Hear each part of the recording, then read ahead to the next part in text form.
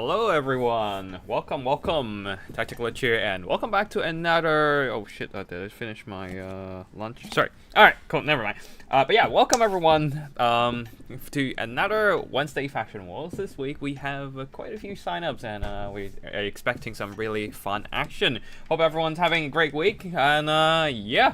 We're just gonna wait for some players to set up a spectator slot or something so we can hop in and join in on their fun. Otherwise, we'll just have to... Do they have spectator slot? No, they don't. Alright. But yeah, because we do have a buy round in round 1. So we just kind of have to wait for players to either send us a spectator slot session or... Okay, looks like we do have a code. Or we'll just have to go into quick battles and get some games on. And looks like Korea do have a spectator slot set up. And we are gonna hop in on that one. Right mech, right phase. Let's go Lizard. Unfortunately, we don't have Lizard this week.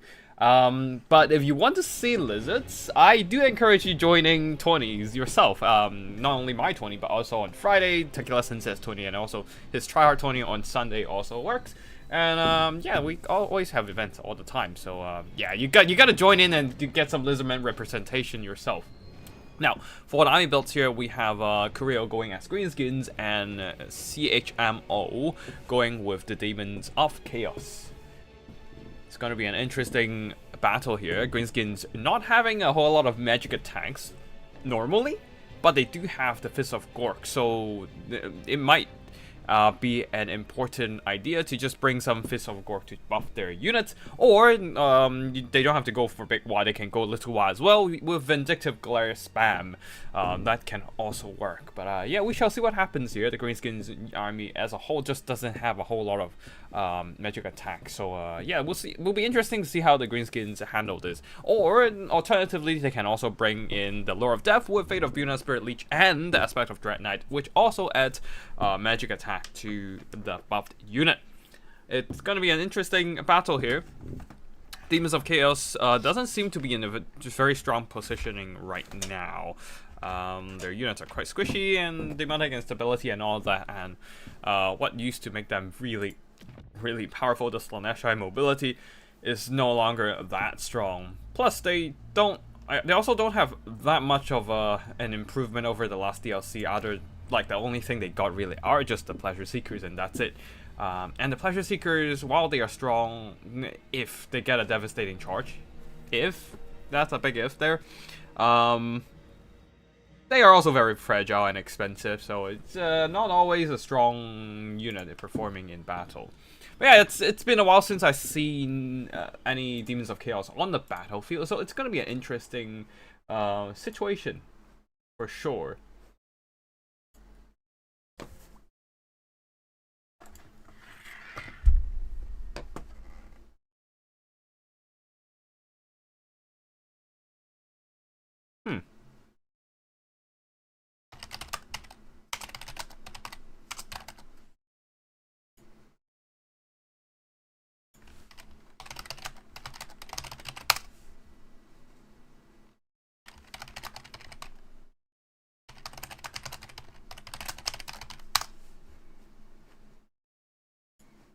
Okay, sorry, I'm just doing a little bit of tournament admin here. Give me a second.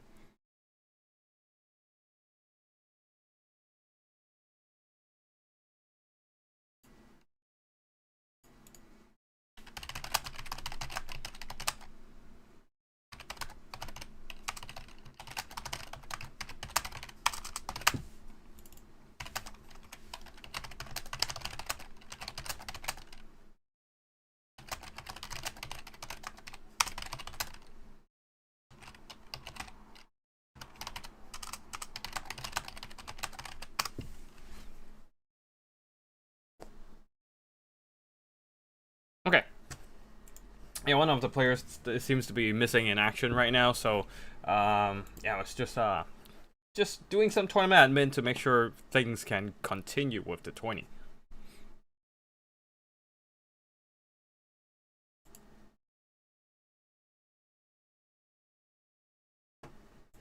Alright, Looks like Curio is done with their unit picks. There is a limit of 5 regiments of renown, so they can't just spam the very cost-efficient greenskins.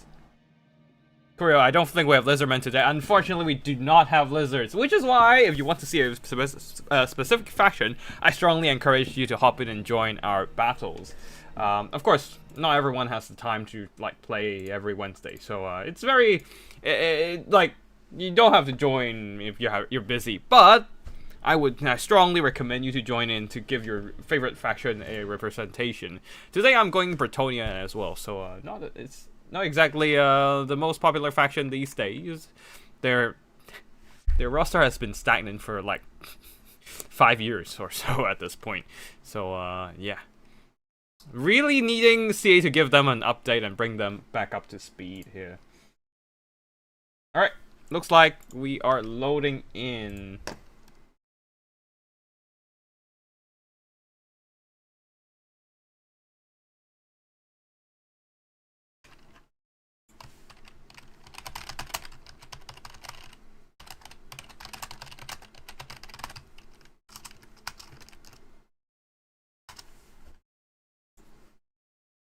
All right.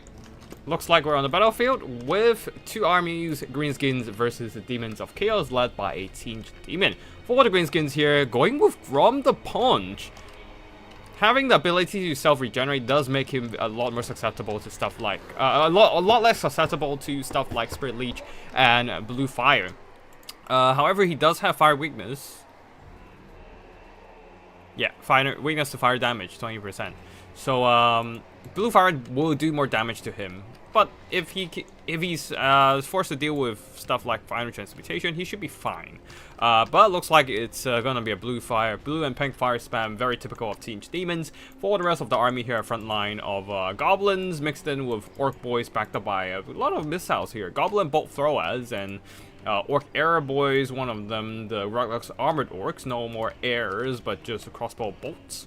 And orc boar boys, boar boy biggins, and some broken tusk mob, more orc boar biggins on the other side as well. And supported by a caster, big lore of the big Wa Arc Shaman, with Brain Burster and of course Fist of Gork to punch through that physical defense of those demonic units. Physical resistance to be specific. As for the Demons of Chaos, going with quite a mobile army with a lot of investments on Seekers. There's 4 of them if I remember correctly, and 4 more Furies of Khorne. Not a whole lot of tankiness there, but very good at aggressively clearing out chaff with their high melee attack stats, frenzy, and decent weapon strength as well. Leading the army is a Herald of Tinged Pink and Blue Fire, and a Hellforged Bellowers, ready to do some kiting here to rip through the enemy defense formations. But the question is, can it actually survive the counterfire of all those bolt throwers? We shall see. It might want to start dodging. It's not exactly the most accurate artillery in the world, but still doing some neat damage. And boom, very nasty damage onto the goblins, but definitely should be shooting at the Apex Loonies. Much more expensive as a unit and much more threatening to the main formations, all these blue horrors here.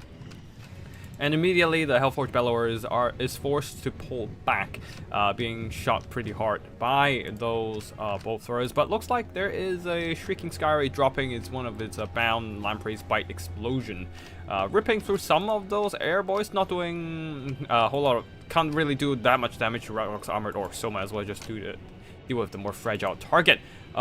Chromatic Abominations and the Blue Horrors are not gonna enjoy standing there, counter shot by the Orc Arrow Boys. They might want to pull back, but then again, if they pull back, they don't really have a better engagement, really. Grom the Paunch is just pushing up, doesn't have a care in the world. Now the Seekers are immediately on his tail. And Orc Boar Boys, Orc Apex Loonies, and the Goblins are just rushing in and trying to run down those blue horrors. Goblins also taking quite a bit of damage. Then I think they got hit by a pink fire earlier there as well. Seekers managed to surround Grom, but at the same time they kind of just blobbed up, making a perfect target for these Ruglux Armored Orcs, doing great damage with a couple of volleys, and a Chaos Furies also diving in, but a counter charge from the Orc War Boys are going to quickly dispatch them with their charging attacks. And on the left flank of these Seekers, managed to wipe out some of these Orc War Boys, but is it going to be worth it? They're very expensive. Not sure if they manage to earn back their worth, as they're taking a lot of damage in, and this blob here being shot by the Orc Air Boys and whatnot. Some Furies are at the back with Seekers, getting a charge onto the... Oh, I didn't even realize the Dirkis Squigs are there, but wiped out one Orc War against Dirkis Squigs charge in, and over here the Seekers are completely wiped. Very unfortunate there, as they were just countercharged by too many units there. Not doing a whole lot to Grom the Punch. I do wonder what the demons can do against Grom the Punch. Seekers, they are taking a lot of damage while being shot to bits. Hellforge Bellowers not doing a whole lot, just kind of sitting back there. Very minimal damage so far. And Horrors of Tinge are just kind of standing there, not really having a good target to engage. If they're tied down by Goblins and Orc Boys, they're not getting a good engagement. If they're trying to shoot at the enemy formation, they themselves are taking a lot of damage from being shot at. So it's just a very awkward situation for the Demons of Chaos. Their units are too fragile, and yeah, it looks like it's a rough one, and it seems it will be a victory for the Greenskins. They are taking a very strong lead right now. Every single unit from the Demons of Chaos are getting wiped by an abundance of Greenskin mobility. Herald of Tinge dives onto the ground, trying to fight Grom, but that is way above his pay grade there. Nah, it's not gonna happen. And that's gonna be round 1. We have Greenskins versus DOC. And victory belongs to the Greenskins. A very strong formation defense there. And the Demons of Chaos just doesn't have anything to punch through the enemy front line, while everything is just getting shredded by the Air Boys, the bolts of the Ruglux Armored Orcs. And Seekers, theoretically, they can do good damage, but practically they are their defenses are paper thin, right? So immediately they just get wiped as soon as any combat attrition starts getting at them, or getting shot by as much as a small as a spring breeze, as a sneeze, as anything, as much as a sneeze will be able to knock them out. So yeah. You know what else has greenskin? Lizards. Yeah, they do, and they have a lot of magic damage too, and it would be quite neat to go against the Demons of Chaos. But yeah, Demons of Chaos this army specifically just doesn't really have much to deal with the greenskins. Yeah, how would I deal with greenskins? I don't usually play with Demons of Chaos anyway, so I'm not too familiar with how you can play the matchup with Demons. And as far as I know, it seems like Demons are also not in a very good spot right now.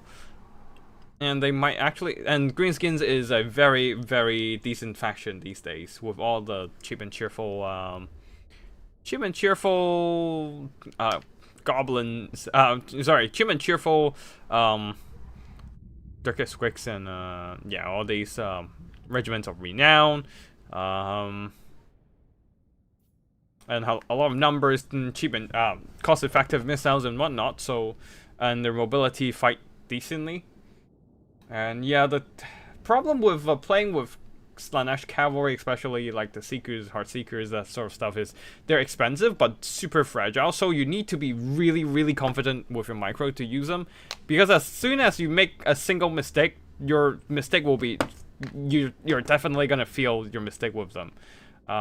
Because it's gonna be a make or break situation. One mistake is gonna be enough to wipe your whole unit. So yeah, I generally just don't want to play with Slaanesh cavalry for that reason.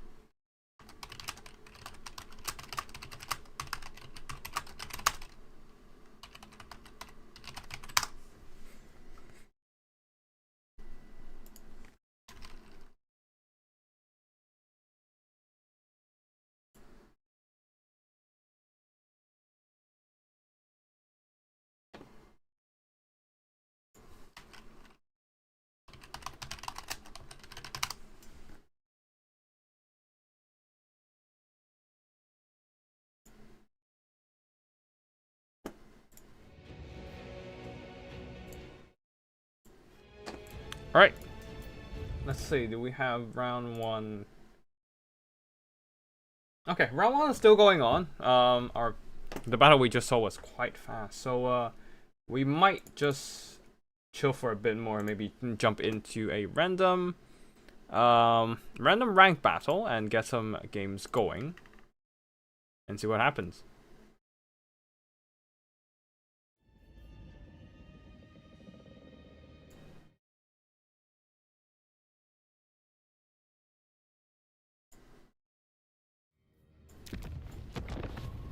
Alright, let's yeah, let's go and play some games while we wait for the players. I haven't played Bretonnia for so long. I need some warm up.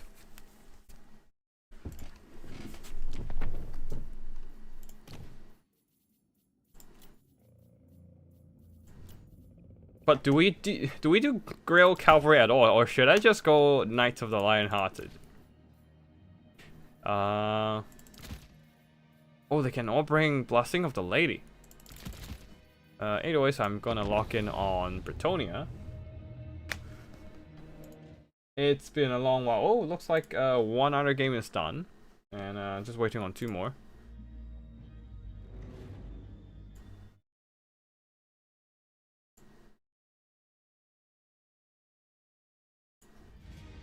Warriors of Chaos. Alright,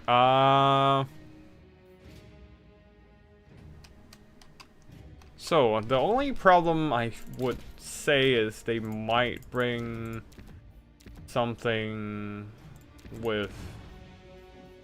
Okay, I have Sword of Corone, and I think I'll just get Lion's Shield just in case. Love Son of Bretonnian Ladies Champion, and yeah, that's about it. And we need... Let's bring... No, wait, so, hold on. Luan, King Luan, let's try not bringing Griot Cavalry this round, this time round. And I need something that reduces armor, so that would be Curse of Midnight Wind and Aura of Lady. Nah, it's fine. I'll just bring a Bard Warhorse, and the only problem would be Spirit Lich here, but oh well, whatever.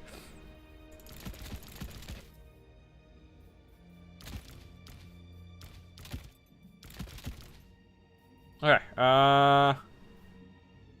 time to spam units now.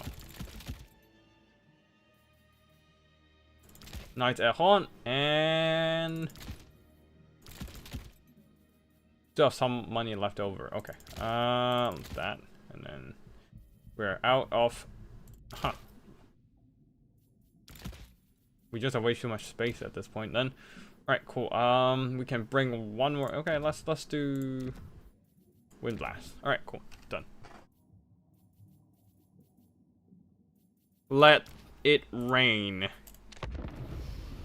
And let our armor debuff stacking do the work here.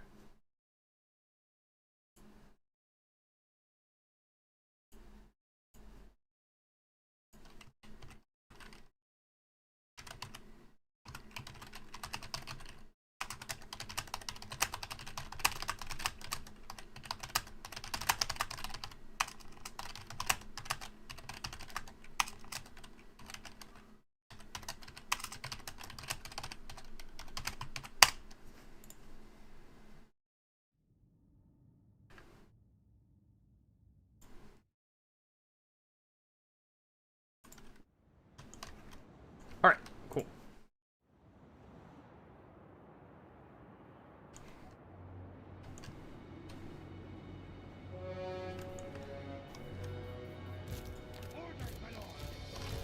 It's been a long while since I last used Bretonnia. Hopefully I still remember how to use them. We do need to get this battle going soon because we don't want too many people to wait too long for in round 2. So, oh shit, I forgot to bring a Grail Reliquary. All right, that might have been a mistake, but yeah. Oh, they are ready as well. There, that's fast of them too. Okay, I don't like how it lagged a bit when I deployed, But we shall see. Oh, it's a land battle. Alright, cool. I think we can handle this. I think we'll be alright. It's gonna take a while for the Marauders to cut through the infantry. Well, not in terms of it's gonna take them. It's gonna be really fast of a job against my peasant mob. But the man-at-arms with shields should take a little longer.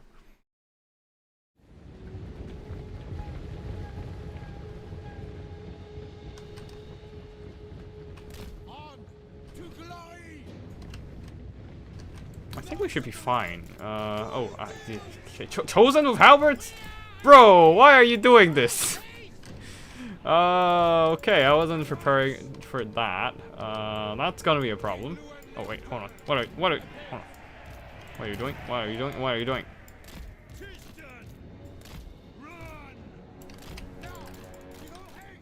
I don't have anything to deal with the armored infantry here, dude. What?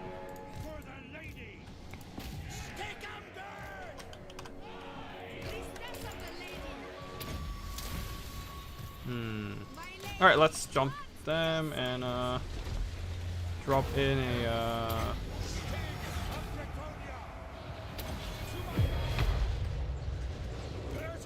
Alright, let's just shot that thing to bits. And then we can think about everything else.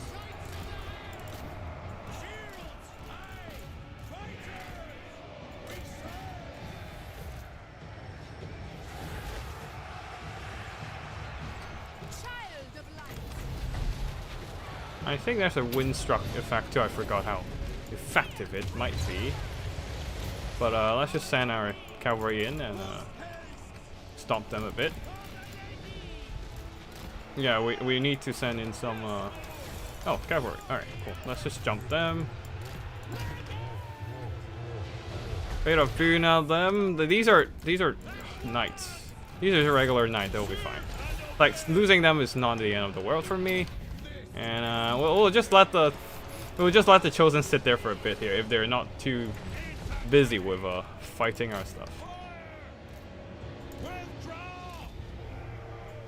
King Luan is just curb stomping things on the ground. Good stuff for us, I guess. Alright, just run them down. King Luan, you can get back in there into the sky. You guys shoot these. Chosen. Fate of Buna, it's a problem for sure, but yeah, we'll be fine. Yeah, just keep spamming Wind Blast at this point. Trying to rip down their infantry so we can do some hammer and anvil on there. Oh, kill that caster. Oh, you guys can come over and help. Alright, we will need to wait for a Sword of Corone plus the armor debuff from actually pull back. You send out some infantry to the other side to delay those chosen. Let our cavalry wait for the perfect time to strike, and King Luan come back. Let these cavalry to do the work here, and I need those. Oh shit! They're breaking. Oh shit! I didn't realize these are Corn warriors. All right, that is a problem. That is a problem for sure. Alright.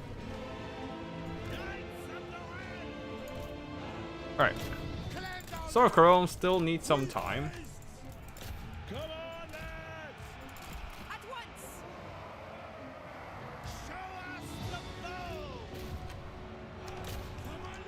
Where is our cavalry? Alright, cool. Let's come over and deal with them. Standard die. Alright, I don't need to deal with that right now. Oh, how long? 9 more seconds. Alright, cool. My gifts are yours. Alright, you guys can come over and start shooting these. You guys can charge in. You jump in, and I need that Sword of Corone like now. Alright, everyone have your armor debuffed to bits. To all hell. Alright. Let the Corn troops do their thing for on the far side. I don't really care right now. Alright, look at them going down like that. All the 60 armor debuff. Shredding those guys in sound waging charge. Good stuff. The Coin Warriors are having a very good time though. Shoot them. Alright. More expensive archers have gone down, mostly. Alright, looks like we have a round 2 going. We'll quickly... Oh, actually you go and kill that. While you are at it.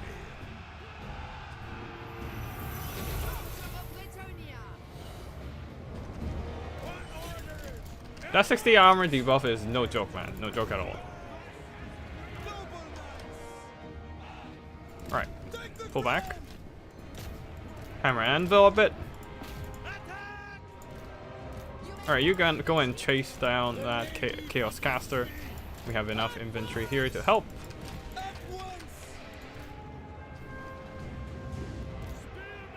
Yeah, go and chase down the Chosens. You don't need armor piercing Grail Knights. You just need like enough armor debuff sometimes. No, I'm not saying that armor Grail Knights are useless. It's just that sometimes in the right situation, 60 armor debuff can do a lot of heavy lifting. I mean, this is only 30, but these are just warriors, so it's still fine. We can handle this. Alright, that will be GG.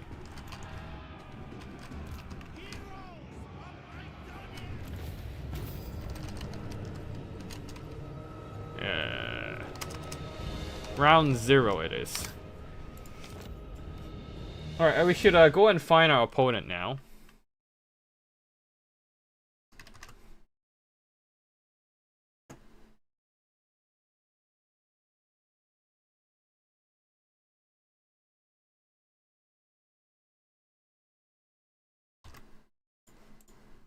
But yeah, all you need sometimes is just a sandwiching charge and enough armor debuffs to make things work.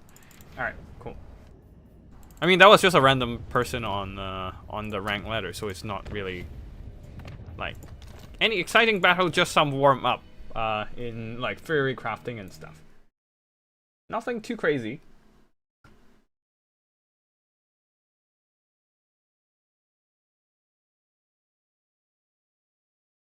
Wait, Prime, what tomorrow's stream? What?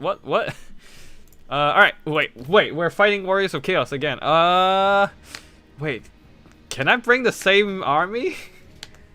Can I even bring the same army, or is my opponent expecting it? You know what, maybe I should bring, I just cry every time I decide to like look at Rapon's toolkit. Look at this! 200 gold, 10 melee defense and 8 melee attack, only 35 range. Only enables in melee. And then we look at greenskins. Freaking Gorbet Ironclaw. The Great Leader, same range. Doesn't have to be in melee to activate. It just activates. 10 melee attack, 10 melee defense, 200 gold. Still same cost, but it's just straight up better. It's just straight up better! What do you mean? What do you mean by this, CA? What do you mean? Alright, anyways, we should go back to Bretonnia. Because our opponent has waited us long enough. You know what? I think I'm gonna bring a similar build. Maybe I'll bring a Pegasus Knight. And then just bring 4 Knights of the Realm. 1 Pegasus Knights to like aid us in the skies. Power Stone, Wind Blast, and Curse of Midnight Wind. We're skimming on the cavalry budget because we don't have much money, honestly. And then 1, 2, 3, 4. 1, 2, 1, 2, 3, 4. We are out of. Alright, King London Curve, B key, Sword of Corone, that's a staple. And once again, we are. Oh, actually, I'm gonna bring a cavalry here. Bring a mount here for her. And Lion Shield in case there's like final transmutation, that sort of stuff. Lady Champion, of course, very standard. We're not bringing Beloved Son of Bretonnia because you never get to use it anyways. And we still have some money left. Great. We can afford bringing more stuff then. Slightly more expensive stuff even. Or just another, like, cavalry on the ground. Yeah. Maybe I'll just try, once again, spamming that armor debuff and see what happens. Oh, I can bring... Yeah, I'll just do that, and then... give one of these guys shields. There we go. I don't even know will this work.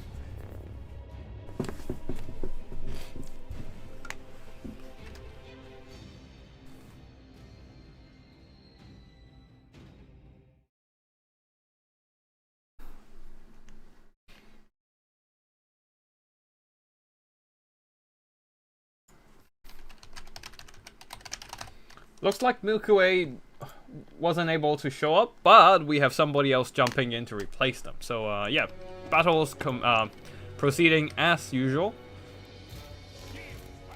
Just that Milky Way is being puppeted by somebody else.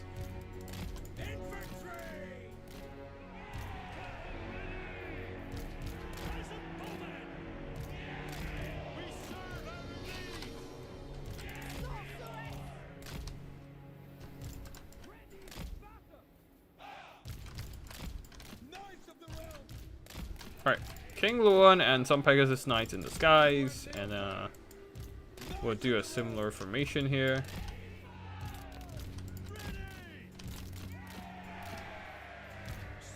Once again, we forgot to bring any kind of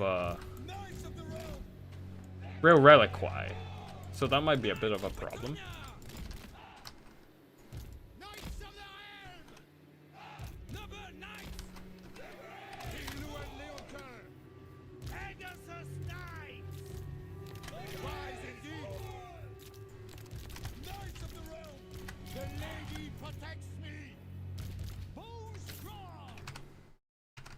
Looks like our opponent is ready, so we are ready as well.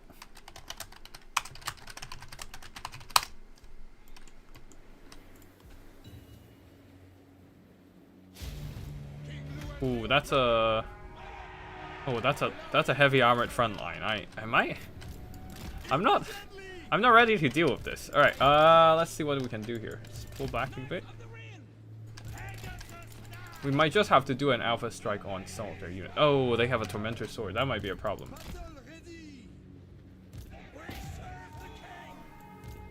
They have a Tormentor Sword. I honestly don't... Oh, shit. Chosen Great Weapons as well. That's a heavy armored front line. That's a lot of armor in the front line. Holy crap.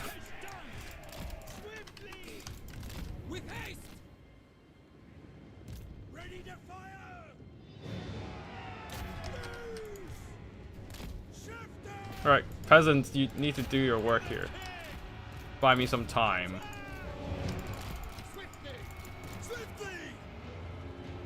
We're getting Malkovs, which is like not the end of the world. Not great. We don't have anyone behind us to ambush us yet. I don't wanna...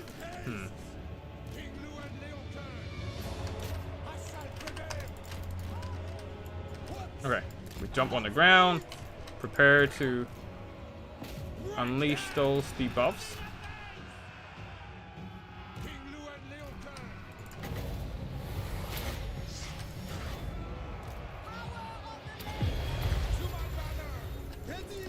Right, jump in. It's a big, like, alpha strike engagement. You guys pull back. I forgot the other flank there, but we're wiping everything out on the ground. That is good. Even the Chosens are taking heavy damage, which is good.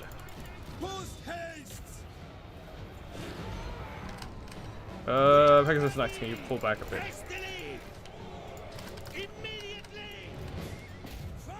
Okay, there's stuff being ripped apart right now. They're really ripping me a new one on the other side of things. Get rid of these guys. And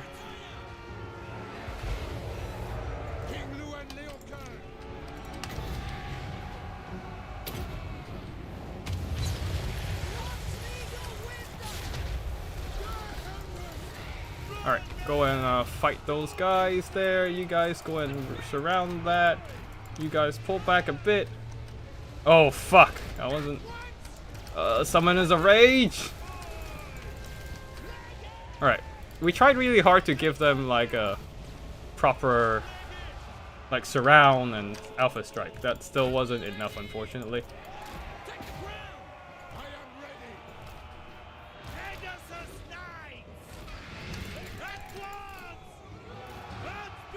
Okay, I also didn't have the formation on, which is not ideal. Alright. Oh, we got Tormented Sword, damn it. No healing as well. Yep, that is probably gonna be it. The fact that I lose all my stuff on the right flank because I wasn't paying attention was also not ideal. Yeah, it is what it is. And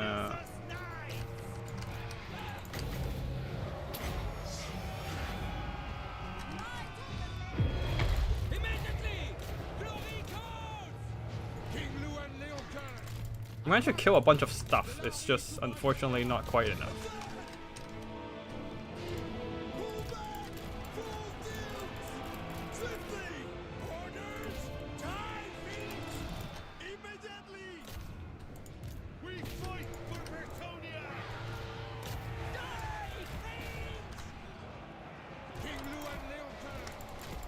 Alright, those guys are done for. I can't really do much about it.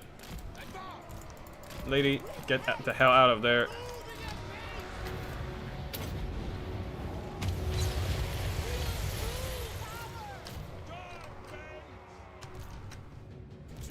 King Luan and Kirk, can you at least kill their lord? Archers have to get out of there. Alright, we can try to like run down these chosen with some side charges and stuff.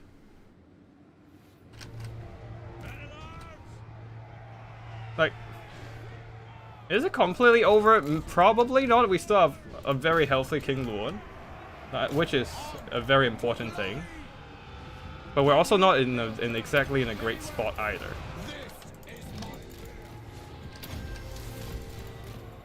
Oh, these Chosens are still holding on! I gotta charge on them when they're unbraced and all that. Damn it. King Luan is not... Is he stuck?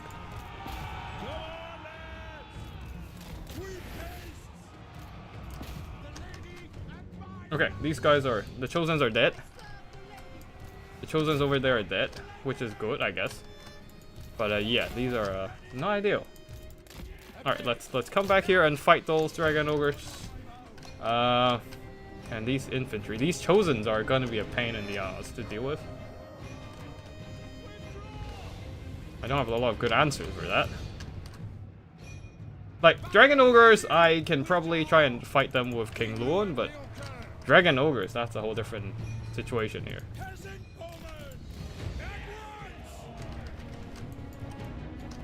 Are we getting these guys back?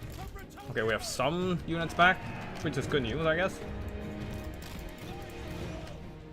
Alright, those guys are completely gone. Some of the peasants are still holding on. We are killing those Dragon Ogres. Good stuff. King Luan will have to do a lot of psycho charging here. Alright, get out of there. Get out of there!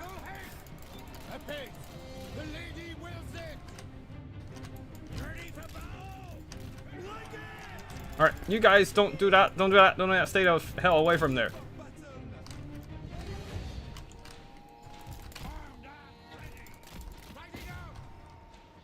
King Luan can...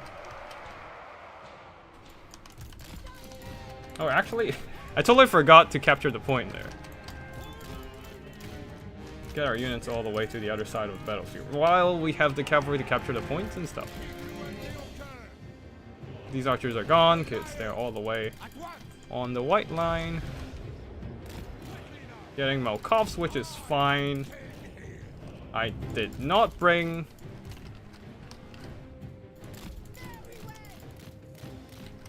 I did not bring Foe Seeker, which is a problem.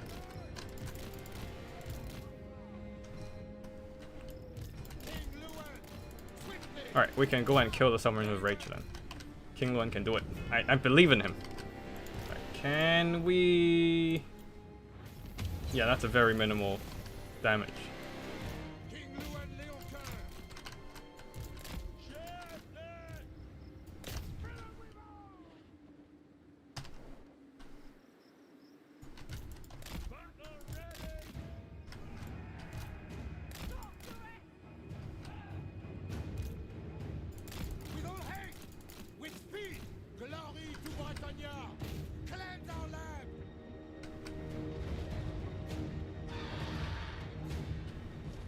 Alright, these guys are routed.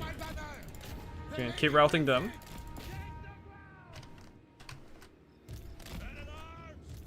You guys can come over and shoot this.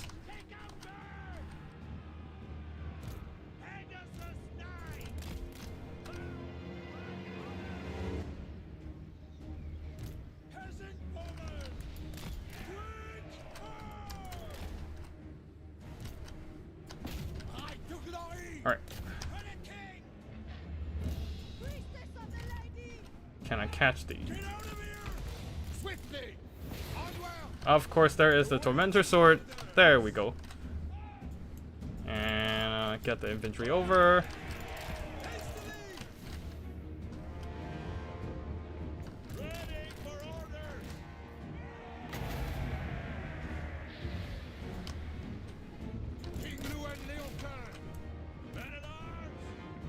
Will the archers come back? I don't know, but the fact that we have so few archers is a big problem here.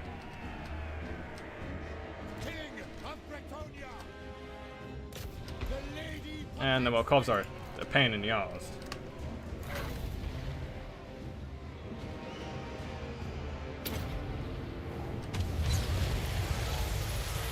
Very minimal damage with the Wind Blast.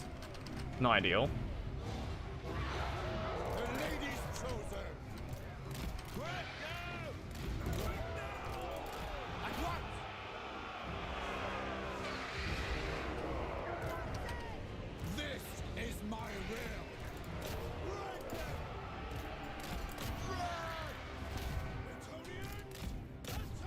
Do I have any cavalry left? No, nothing. Just really nothing.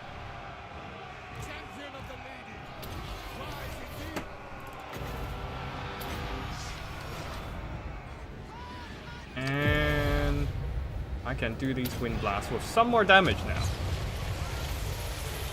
Yeah, all the armor debuffs on there and then wind blast.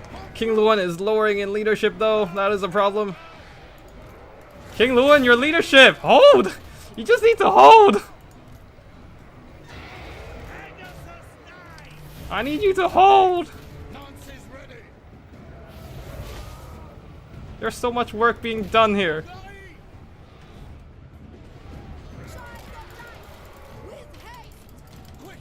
Nope, my infantry is not holding.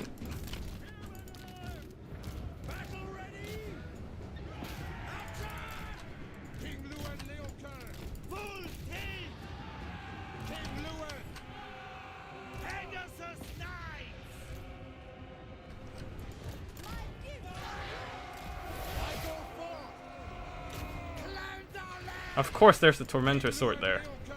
Magic damage? That doesn't help. Alright, the Summoners of Rage are down.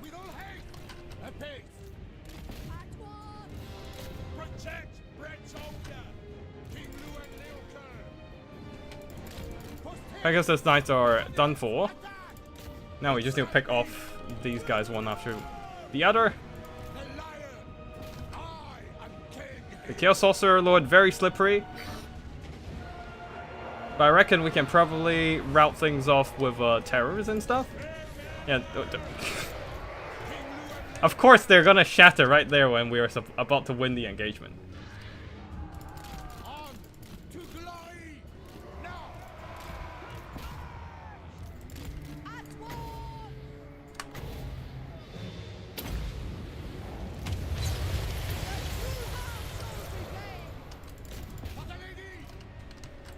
Alright, come back. We still have some infantry left on the ground.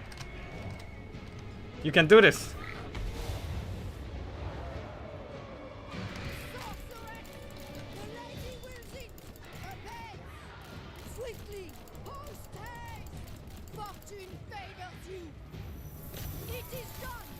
We are coming back. Maybe. King Luan is barely holding on to the keeping the battle on his back. Like, damn. The guy is King Luan. Of course, King Luan is very much the carry of the game.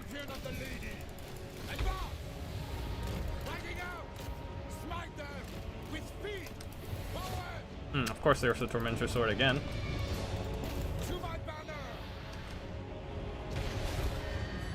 Alright. Alright, come over there and kill the Lord. A few more hits, please.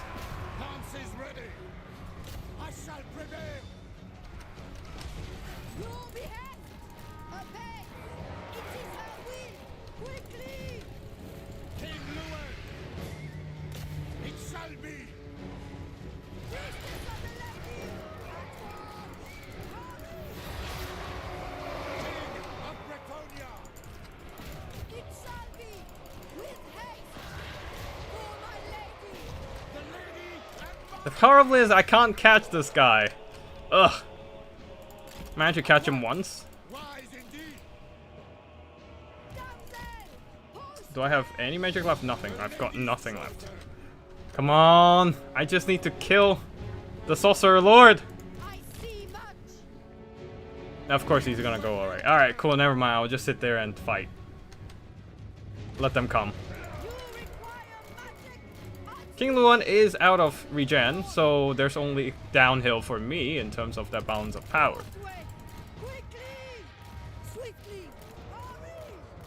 And I should go and capture the point while I'm at it.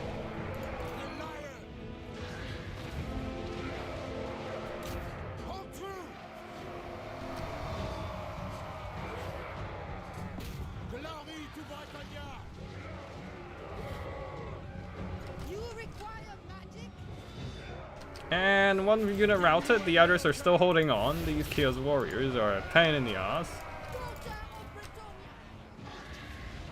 Oh,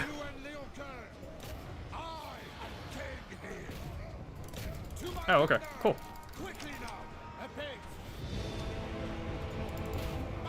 Come on, King Luan, you can do this! Yeah, but I've got nothing to like lock down any enemy targets. So they're just running circles around me. Specifically the Chaos Sorcerer.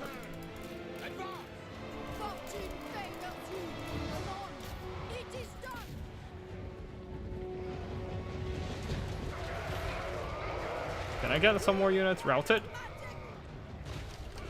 Terra routed. But she's pretty much stuck in there. And slaughtered in melee.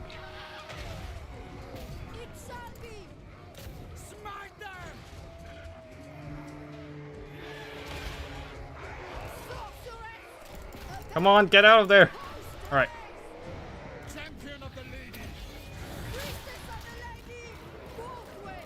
Alright, she's routed. King Luan's fighting alone, surrounded in infantry, but the enemy Sorcerer Lord is just refusing to go down.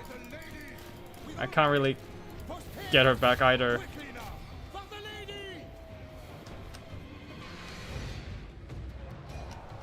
Yeah, I think King Luan is down now. I'm not gonna cycle charge. It's I'm gonna cycle charge with this lady here. But King Luan is going down. Can he fight back? He's slapping him! He's slapping the sorcerer, the Sword of Corone man. Come on! Take him down! Oh shit! Can I come back with this? Oh shit! Is this how I come back? The sorcerer got greedy there. The sorcerer might have. Oh, it's so close. This is too close, man. Too close. Alright. We need to get one rear charge. All I need is one rear charge to break them apart. Oh shit, never mind. You're out it. Oh, these are Chaos Warriors. These are not chosen. Not chosen. That is fine. All right, this might have dragged on a little bit too long. I'm sorry, everyone. But yeah, this is way too freaking close, man. Like 700 HP left, and somehow managed to slap back at that Chaos Sorcerer Lord. I'll be very mad if we lose this one, to be honest. But oh shit. We might actually lose this. King Luan doesn't have enough HP. Oh. I need to kill these guys in like less than 30 seconds. Or they're running. They're getting away. Oh, they're getting it. Oh yeah, I'm gonna lose this one. The capture point is not in my favor. I need to really break them, but these units are not going down. And King Luan being surrounded, he's not a blob killer in any case. And I'm forced to like just take this fight here. These Chaos Warriors held down! My god, that was a close one. I thought I could have bring this one back, but it was so close.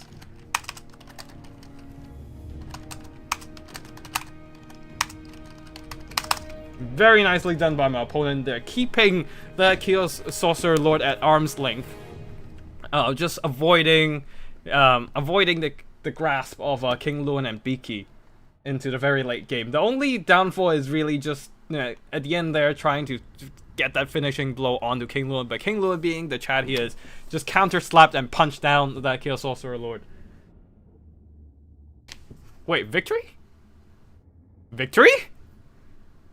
What? I thought I lost! Wait, what? Did King Luan... I won! I thought I lost. I genuinely thought I lost there. Cause... that makes no sense. Cause King Luan's...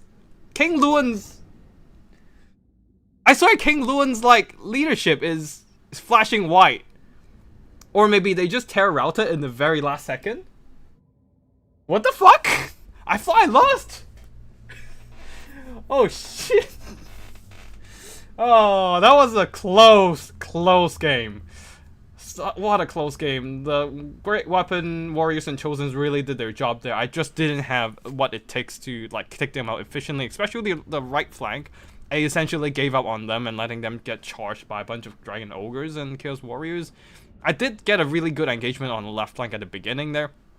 And you can see they got some really good damage with all those armor debuffs on, with King Luan and the Curse of Midnight Winds. But the rest of the army didn't really pull their weight. Unfortunately, there is King Luan really did the work, and yeah. God damn, I did it. I didn't realize I win until you guys mentioned it in the chat. What the fuck?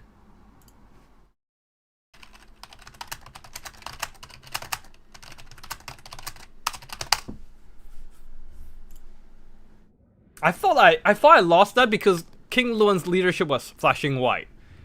Like, I genuinely thought I lost that one. Now report my victory before the tournament organizer gets angry. Yeah, I think they will be very, very mad at this. Because obviously, like, there's cheats involved, right? Yeah, sure. But yeah, shit. The horror, the terror kicked in the last second there. Holy shit.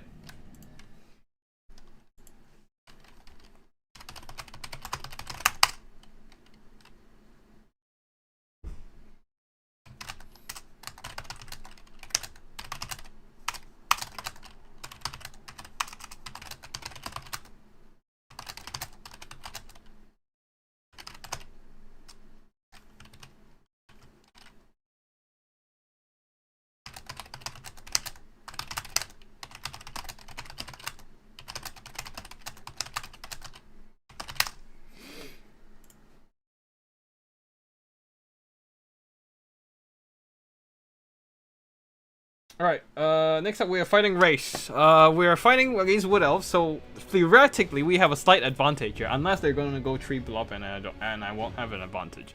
However, I do want to try something different. Instead of going King Luan, I am going to try Response this time.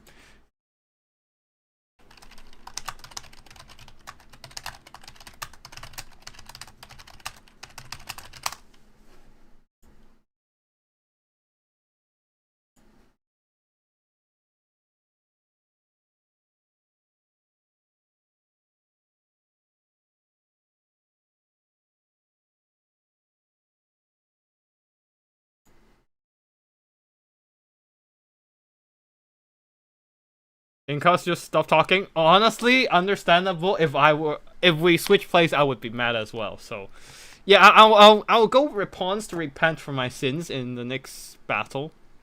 It's against race, so it's gonna be a tough one.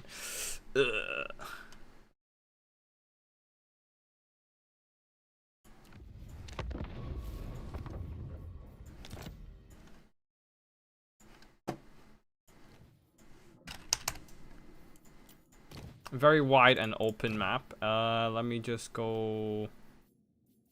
Let's see. Bretonia. I'll go Repons and repent for my sins, and yeah. Don't really have much else to say.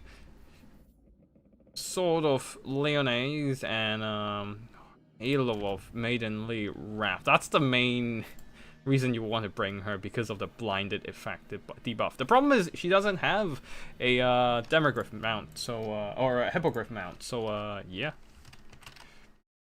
Doesn't have the same like mobility and fighting power as the other chat lords of Bretonia.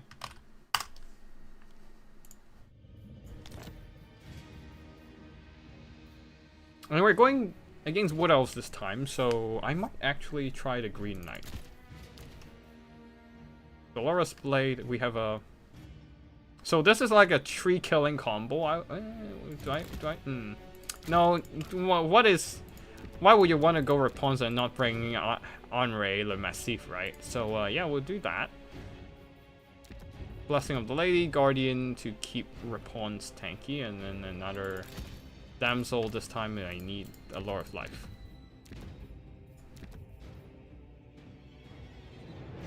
Lore of Life, Earthblood, and I'm not gonna bring Grail. I don't really want to bring Grail this time around, so I will bring Companions of Canal and just a crap ton of cavalry, as per usual.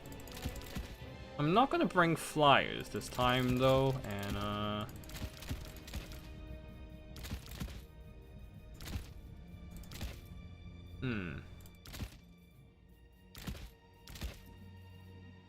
Alright, cool. I think that's what I'm gonna be taking. Oh wait, shit. Too expensive, too expensive. Let's just cut some stuff out. Have the Companions of Canal be our main source of anti-large fighting power, and then some Knights Errant and Knights of the Realm and whatnot be our anti-cavalry contingent. A little bit of... hold on. Let's get some more archers. Let's just get like 3 archers and 2 fire, 1 pox arrows, and then we can just get a bunch of shielded spears on the ground. Yeah, or maybe unshielded spears as well.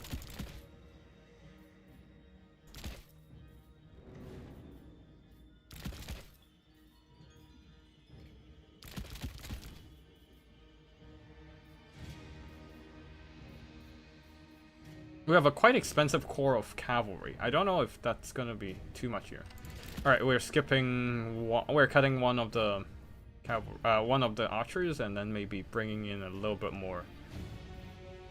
We'll bring in mounted yeomen to maybe just ambush the enemy from behind. Henri Le Massif, expensive as hell. Also strike, kill trees, and then we have run down cavalry.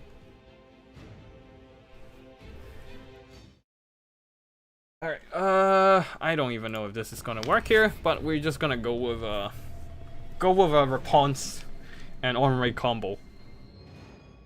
Wait, shit, did I get stuff I need? Alright, you know what? We probably don't need as expensive of a toolkit. We can just bring Earthblood on foot, and then we have a little bit more money for other stuff.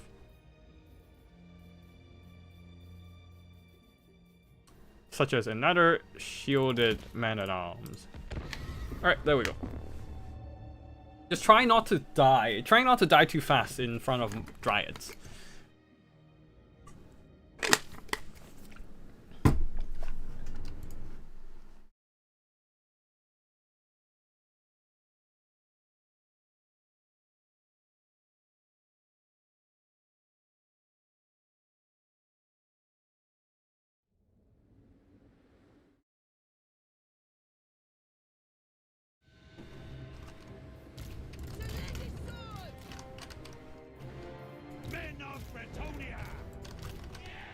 Now, will Rapunzel's blinded debuff be enough to carry me to victory? I have no freaking idea.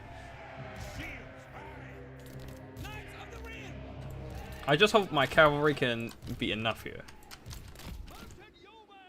Yeah, just dump them on the far corner of the battlefield and hope for the best.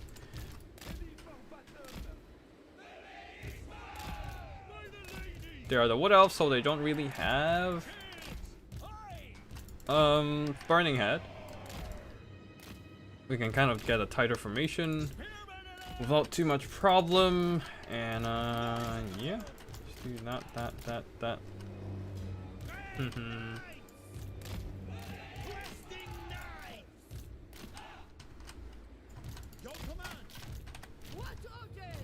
Okay. Rapunzel will be in the front line doing some like supporting shenanigans, maybe dropping in some explosions or yeah, helping Henri Le Massif fighting like big main targets and stuff like that. But yeah, our backline will have to be protected by these cavalry.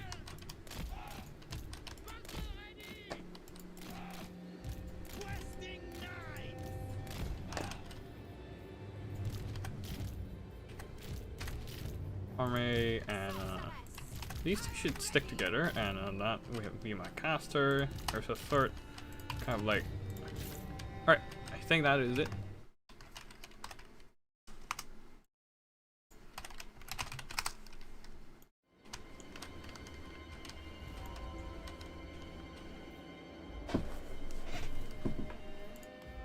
Time to begin. What is this? Treekin and ouch. That's gonna hurt. Ouch.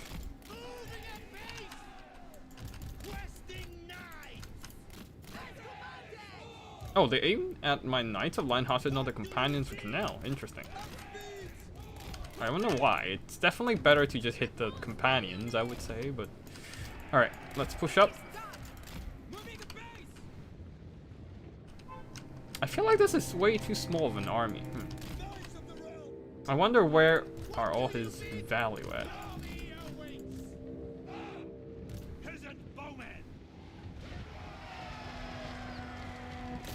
Shoot the Great Gods while you're at it. Ouch, hurts, but we'll take it. We'll eat that damage.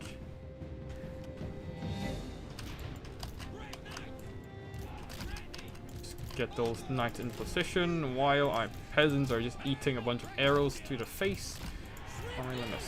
Oh, that's a lot of arrows. Holy fuck.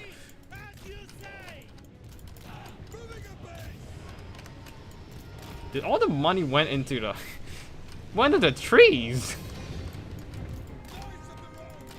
Alright.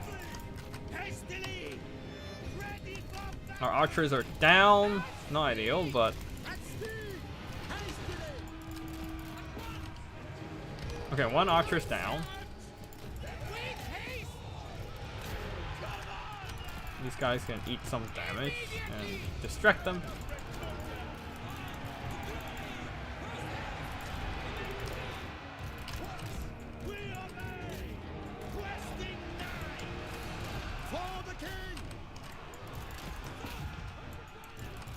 Ouch, that's a lot of damage to some of my cavalry there.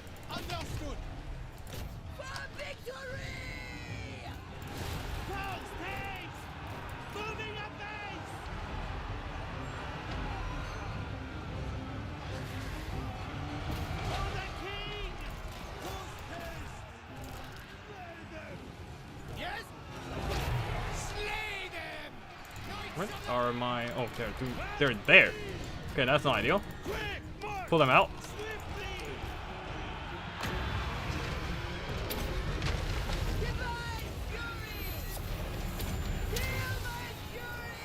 Alright, let's just kill him.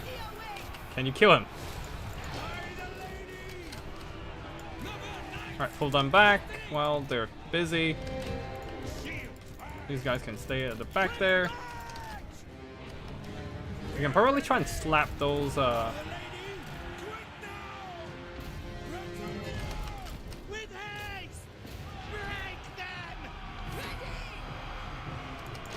Pawns and her friends are doing some decent work there. War Dances, SRA Spears. I was not expecting anyone to bring these ladies out.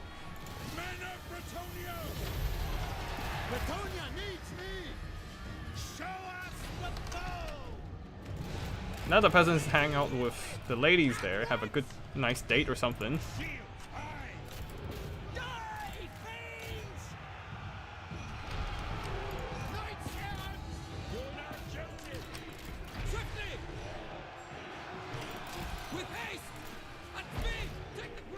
Now the peasants bring the ladies out for a date, and yeah.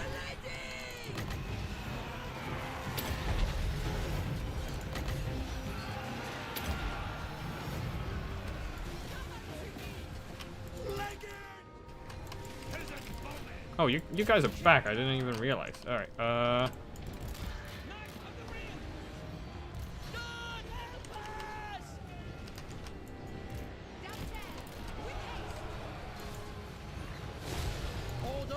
Damn. Those late gods are really holding the line. The trees are boxing. I was not expecting that much of a tree box. I was expecting to have like a couple of trees, but goddamn, the whole fucking tree world is boxing.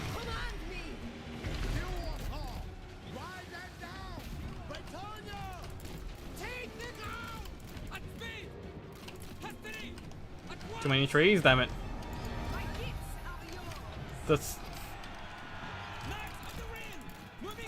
The march of the ants.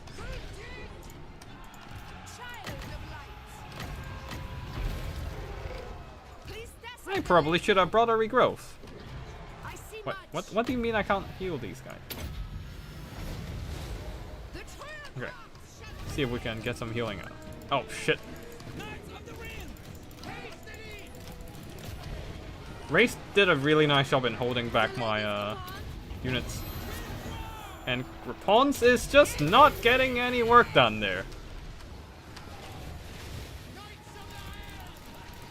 The trees, man, the trees!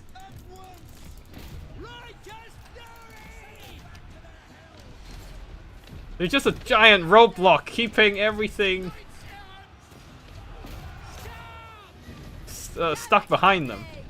I've got nothing in position to like run down the archers at the back, who have been really annoying. The trees!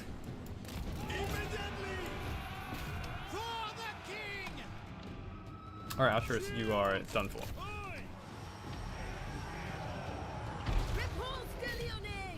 Repulse can't even get through the infantry to get to the tree. At least kill the tree man. Come on. No. The tree man just refuses to go down, and that's army losses. Ah, Repons. What do I do with you?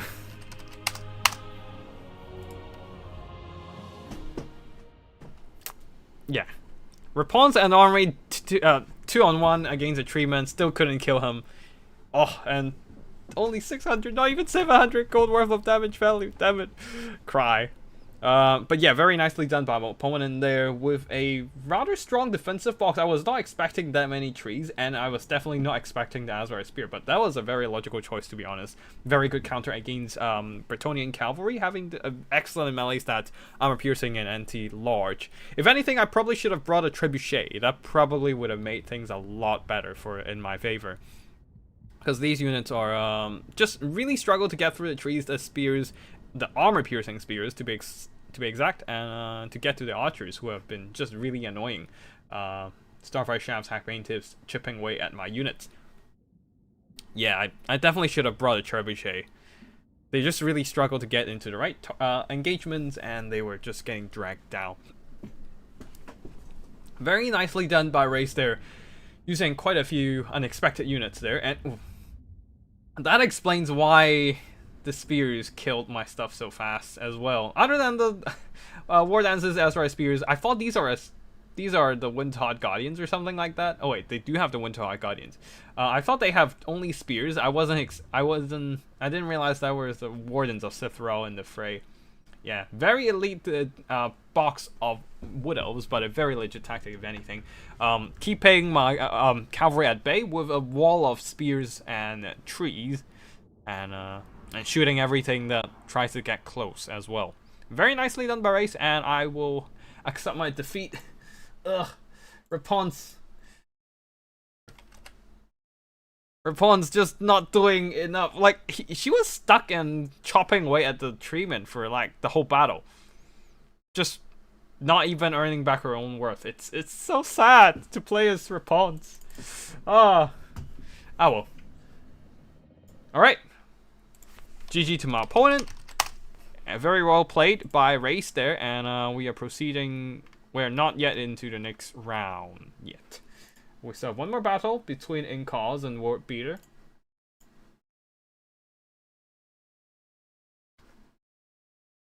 And shall I go for another Rapun's round, or should I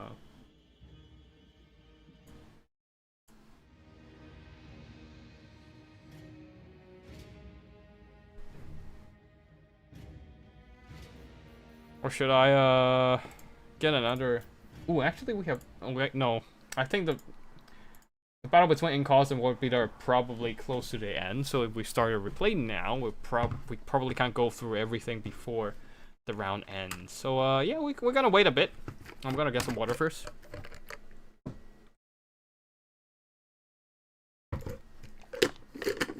Gotta stay hydrated. But yeah, let's theory craft a bit with Bretonnians.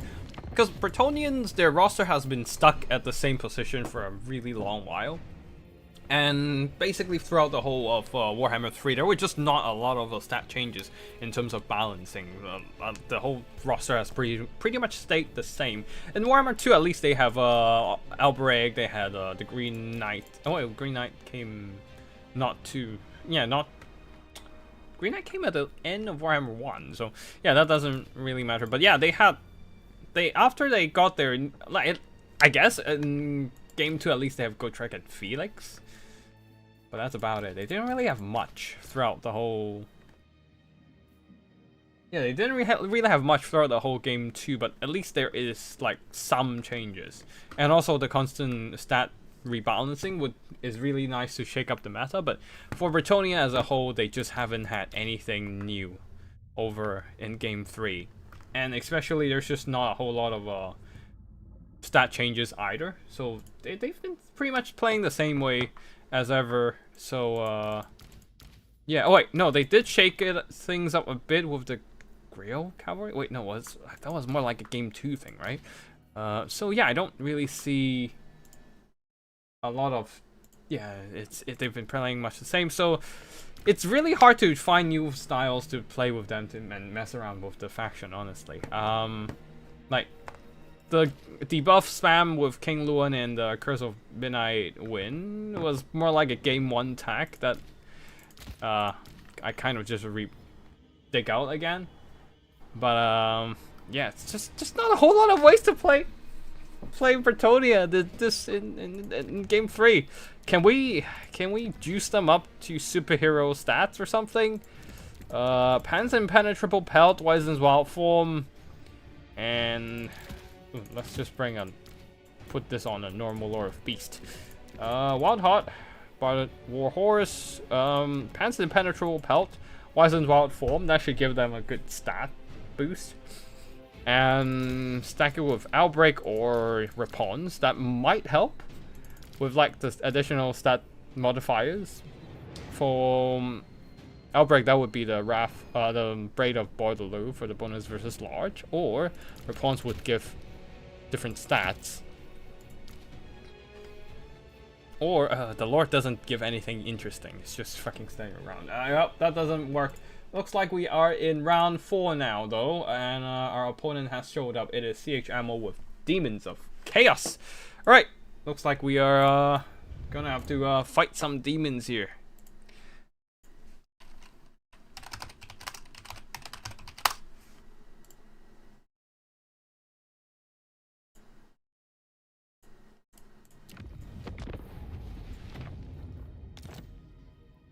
Rightland Estates for the maps.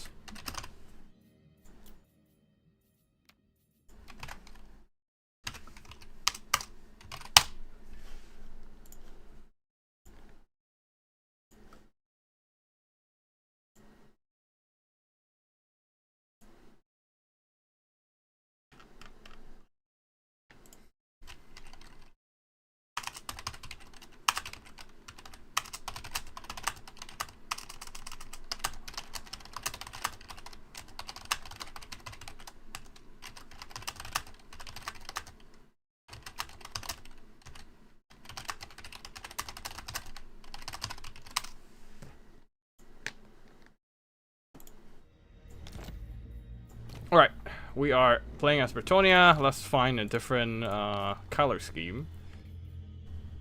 Because getting a bit boring. Leone's, like, color scheme just looks horrible. Because it's just two washed out colors. A washed out yellow and a washed out red. It just doesn't... Aquintine. That looks interesting. Orange and blue. A very classic combination of contrasting colors. Yeah, we'll go for that. Wait, no, actually... Oh, that makes sense why the color's so washed out. The Leones isn't a major faction. The actual major factions are these. Chevalier de Leones, Carcassonne, Berdelude, Errant, and Coron. The rest are just a bit washed out. We'll take Chevaliers of Leones and Demons of Chaos, eh? I don't want to bring Grail Knights this round, so we'll just take a shit ton of Knights of the Realm. What else can we bring this time round? Oh well, we'll bring Rapunzel again. Blood the League Banner, Holy Maidenly Wrath, and Soul of Leones as well, and Suleiman.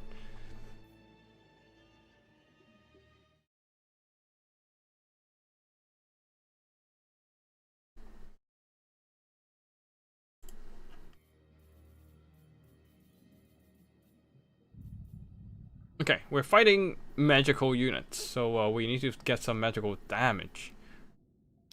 Holy Wardens of the Mason Town to beat the shit out of their infantry.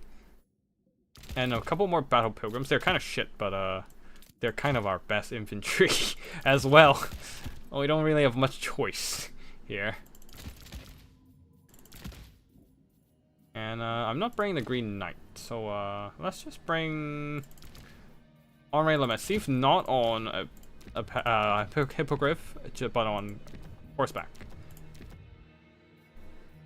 Plus another damsel, this time coming in with a Flock of Doom.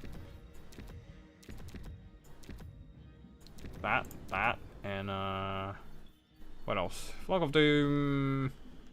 Not much. Right, the infantry is getting a little bit too expensive. We can't really do much about it, and Knights at Haunt.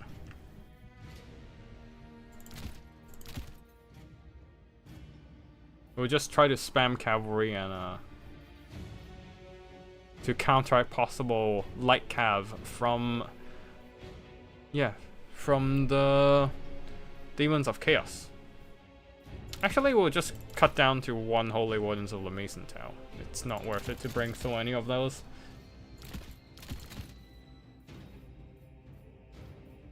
Couple of spears, a few of these more spears in the front. Or maybe we can bring swords. And 400 more gold. Yeah, we can do that, and then... Perfect! 0 gold left over. This is a perfect army. Nothing gets better than this.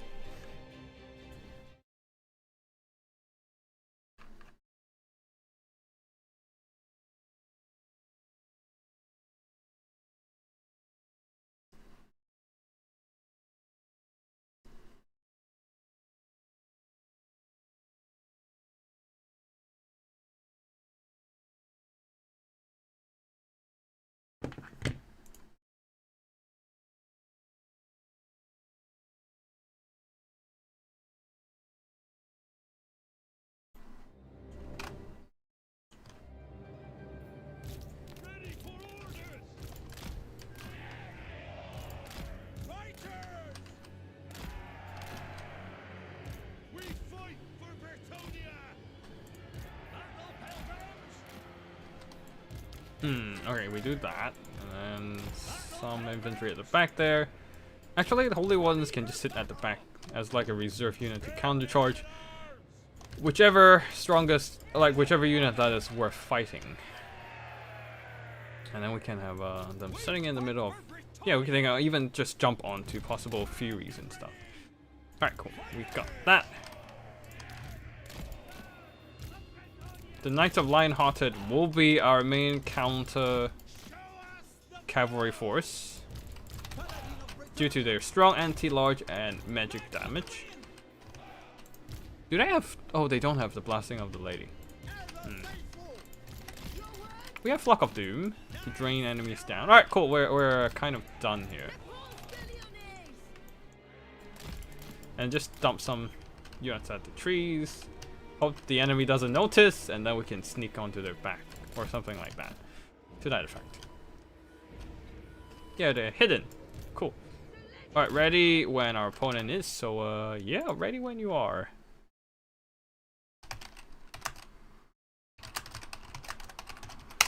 Good luck, have fun. Good luck, have fun to my opponent there.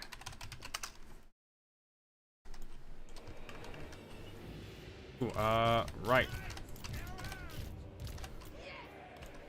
What are we dealing with?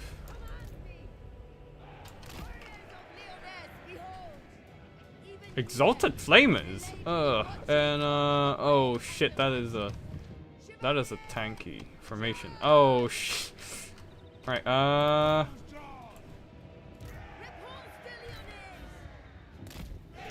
we just kind of have to like stand aside. I should have brought Henri on a Hippogriff, now that I think about it. Ouch. Archers are done for at this point. Not an ideal situation. Alright, go and fight that. Oh, you're at it.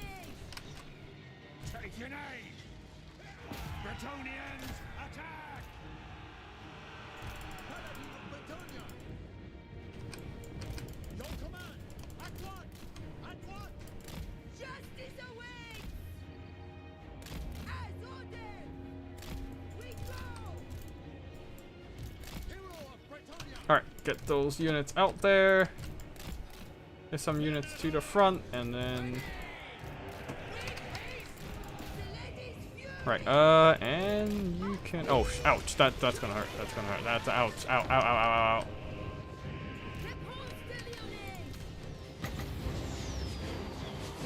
Can we get some good Flock of Dooms? As we do. Fight that.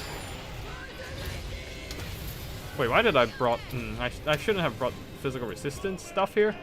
That was dumb of me. Whoa! What is happening to that great unclean one? Holy crap. Alright, go and fight that. Response should be fine there. Oh no, it's a friendly fire! The Death's Head was hitting the exalted great unclean one! Oh no! What have you done? Oh no, that was a oh no, that was a devastating mistake. Holy shit. It was all friendly fire. Oh no.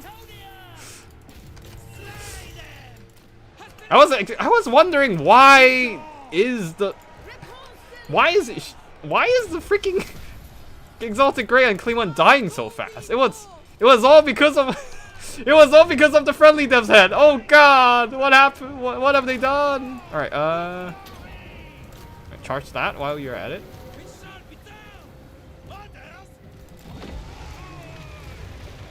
Ooh, ow, ow, ow.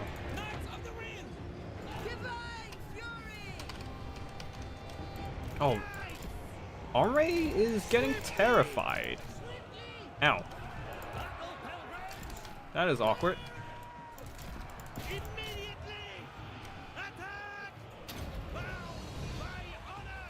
Alright, you guys can turn off the formation because that's just giving you less melee defense. I think what saved my characters there is just how small they are, being a horse-mounted character.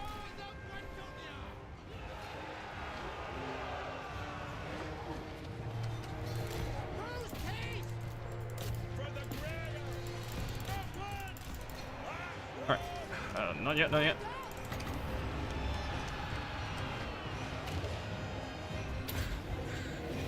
Alright, fuck of doom, come on. Start draining them down. What? Alright, you were routing for a while. Why are you still stuck there? Alright, whatever. Doesn't matter. You get out of there. I don't have healing for you right now.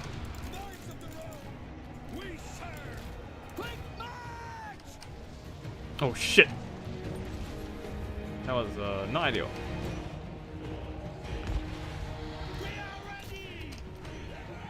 Oh, the Holy Wardens are getting burnt.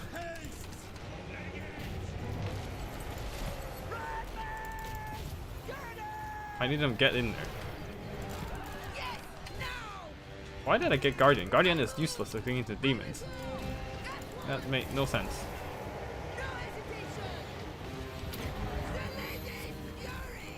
Alright, go and charge them, I guess.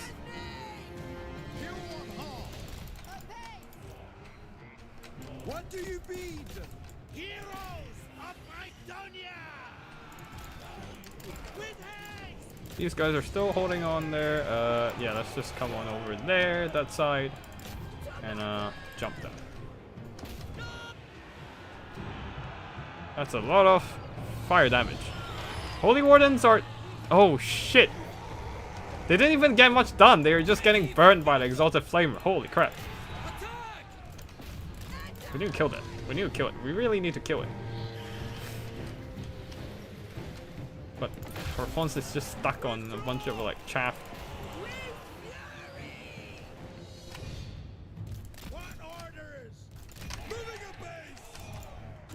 Terrain also not ideal.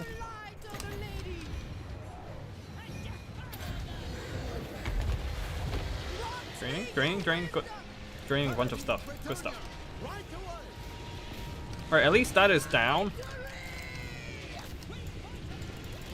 Okay, both sides made a bunch of mistakes. So there's that, I guess, and let's pull them back.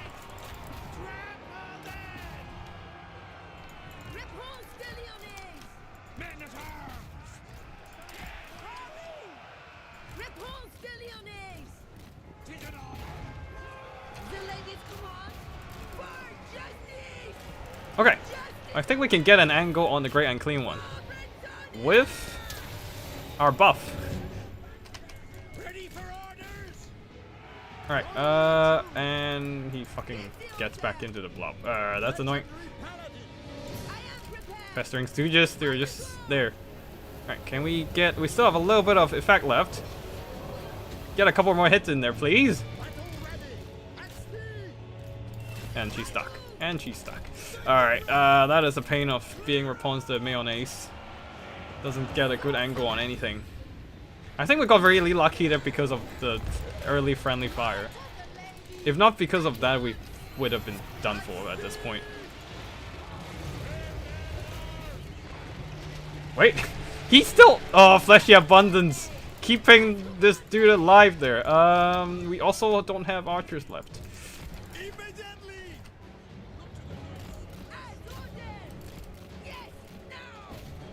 Oh, the Fleshy Abundance. Keeping... Ooh, that's so annoying.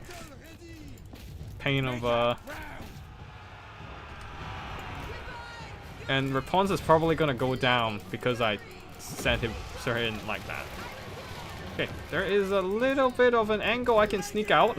A small gap in that formation.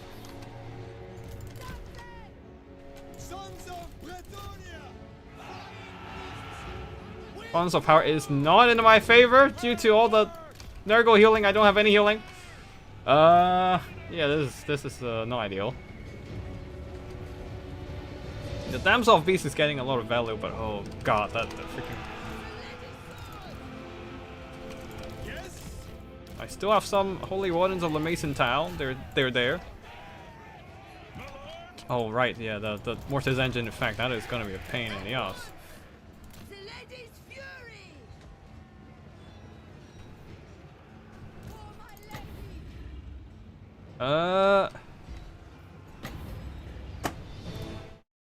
Okay.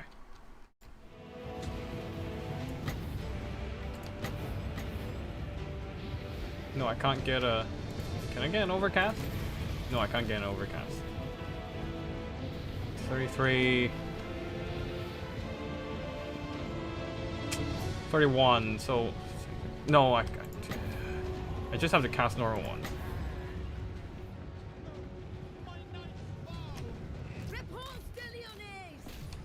Repulse de Mayonnaise, I need you to do your thing.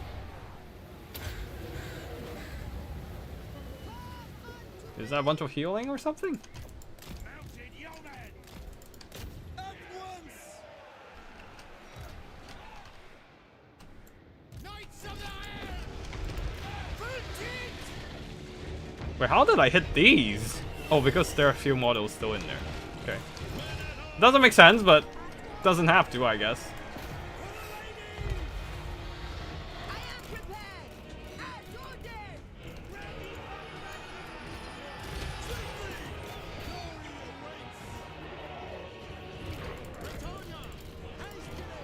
Henri is back.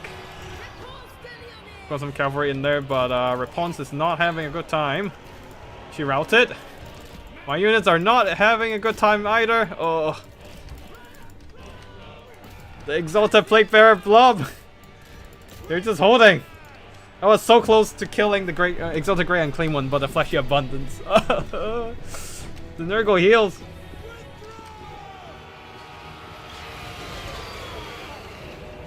Show us the foe! For the lady! Right hard!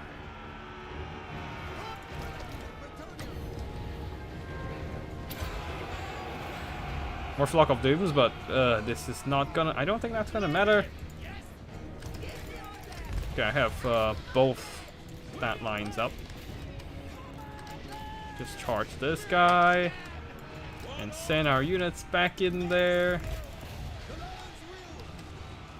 Henri somehow routed... wait, is that... yeah, that's Henri. Come on. Explode.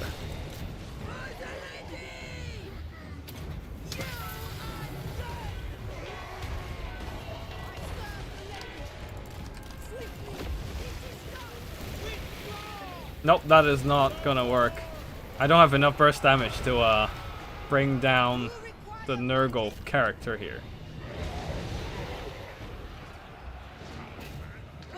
Just too many fat bodies here, rotting away and getting my units stuck on them. Damn it! Withdraw!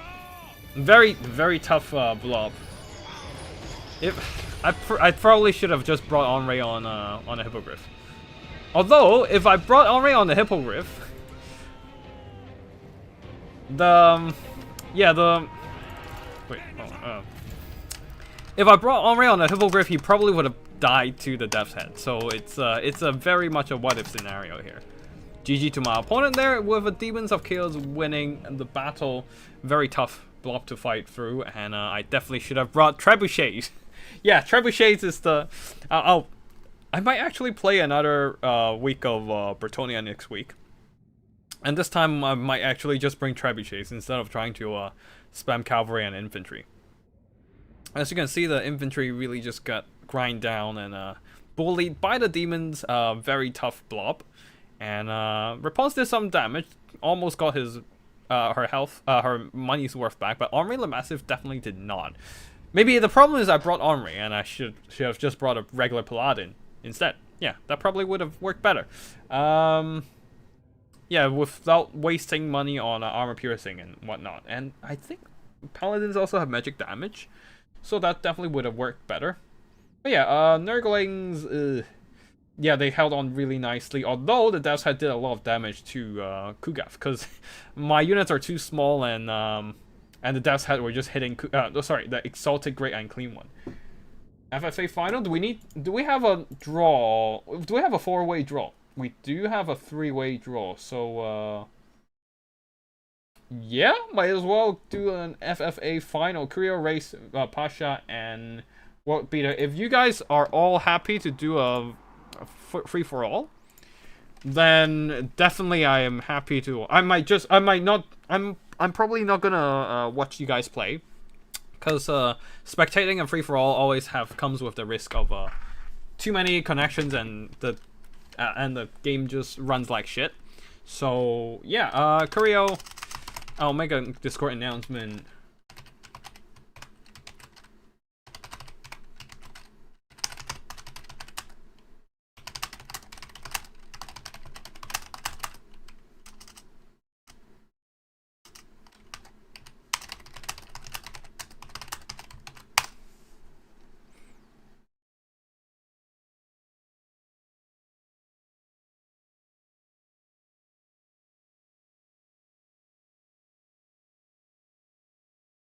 Okay, so while the chat is going on in the public channel about whether we are gonna have a free for all, I'm gonna quickly organize a few replay files. We have a lot of games played, but I don't think we've received much replays today, so it's gonna be a quick one for replay casting. But yeah, anyways. The cavalry definitely struggled against the defensive blob there. Didn't really have a lot of angles of attack, and even if they did, it was charging into plague bearers, which is a tough nut to crack, and also exalted plague bearers. So yeah, got bullied pretty hard there. Not even the holy wardens was able to do much, and they were just getting burned hard by the exalted flamer, and getting some good value overall. Yep, that is it for the live battles today. That's all 4 rounds of live battles. We are either going into replay casting, or we are gonna check out. Yeah, we're gonna go into replay casting in a bit. Just let me confirm whether we can proceed with a free for all.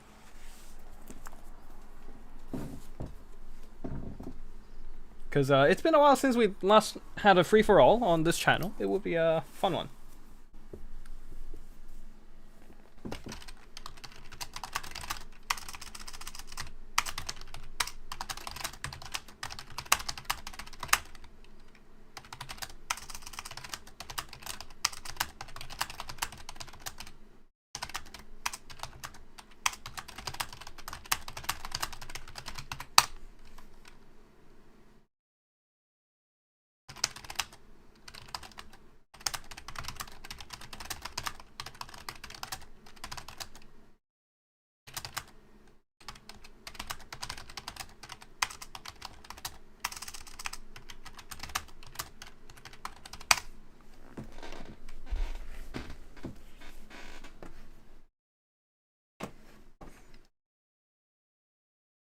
Alright, cool. Looks like we are gonna have a free-for-all, something we haven't seen in a while. But while the free-for-all is ongoing in the background, we're gonna cast a free-for-all replay, and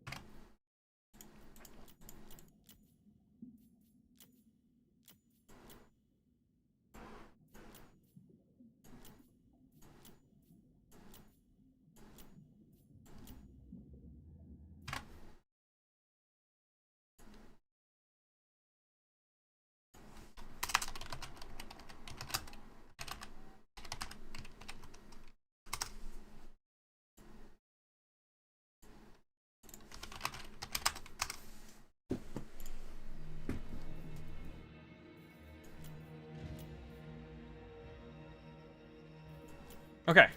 As long as they're not picking desert canyons, I'm good with whatever map they're going for. And alright, cool. We don't have a lot of replays today. Just a few submissions. So yeah, it's gonna be a quick one. Let me reorganize the replays and get them into the replay folder.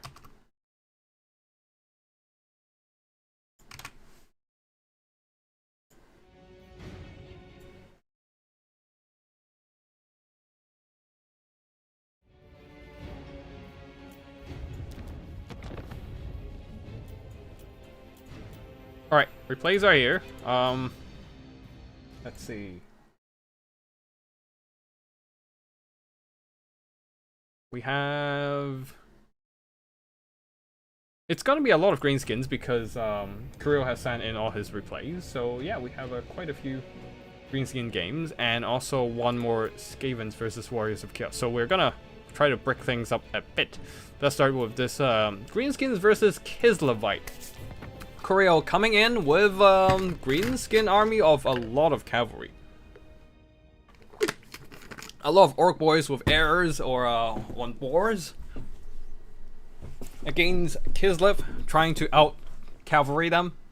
And the Greenskins cavalry all having armor piercing does make them quite decent against the armored cavalry of Kislev.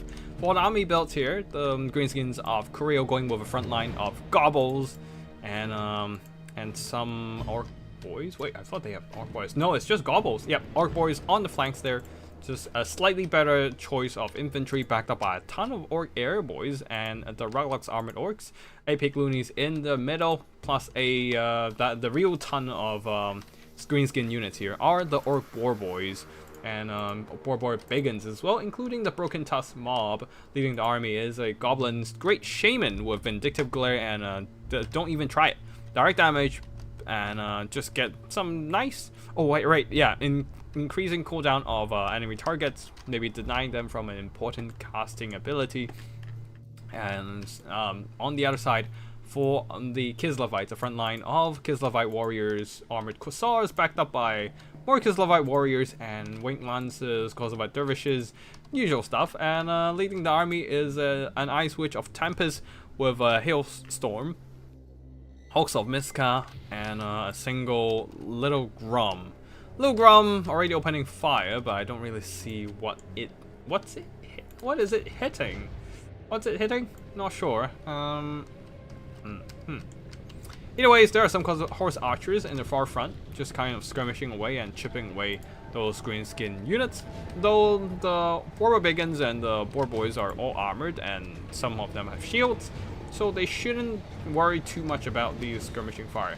Ooh, Vindictive Glare counter-firing the Little Grum there, getting some damage done.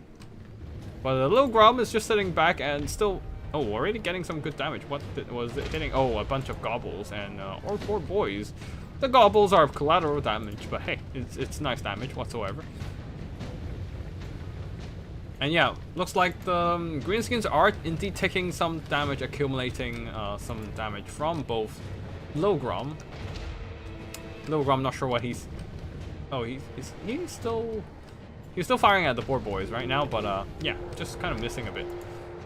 Goblin Grey Shaman getting a little too close, getting peppered by bullets. Little Grum continues to fire and destroying a bunch of Boar Biggins, knowing that the Greenskins do have the advantage in terms of numbers and armor piercing in the mobility department, so they need to thin out those Boar Boys as much as possible. Though the Horse Archer is getting a little too close to enemy formations and got caught by a bunch of Boar Boys, taking quite a bit of damage so far. Orc Boar Boys charging in, but seeing the counter charge of the Horse Archers, they decided to go after the Winged Lances. At the side, they're not able to deliver a counter charge, and just sitting there eating a bunch of armor piercing damage on impact. Boar Boys also getting some good damage done on the dervishes, but the Ice Witch on the Frostworm just charged in and started annihilating them in melee combat. Boar Boys all over the battlefield has engaged from the plains to the forest. Yeah, the Greenskins are enjoying their life of combat, and they're getting some good damage too. Little Grum are in range of our air boys now and starting to get shot. Plus the Kislevite warriors also taking a bunch of damage from archer fire and was that damage from probably from Vindictive Glare. On this far side there, Broken Tusk mob holding back those winged lances. They are taking some damage, but the important thing is they're beating their enemies here with their armor-piercing, anti-large, and superior melee stats. While the air boys, Ruglux armored orcs are just holding just fine. And Gobbles, Apic loonies. Oh wait, Apic loonies were just dropping in a... Oh, they definitely dropped in a spinning loons. That's what damaged the Kislevite warriors for sure. And yeah, in the forest there, the Boar Boys and Orc Boar Boys... Orc Boar Boys and Orc Boys are just holding just fine, duking it out against the Kislevite warriors, and manage to run down some of the dervishes and winged lances with their armor piercing. Battles is going all over the place. I might actually rewatch this one because I don't really know where to focus on for this one. Like you can see, there's stuff happening all over across the entire battlefield here.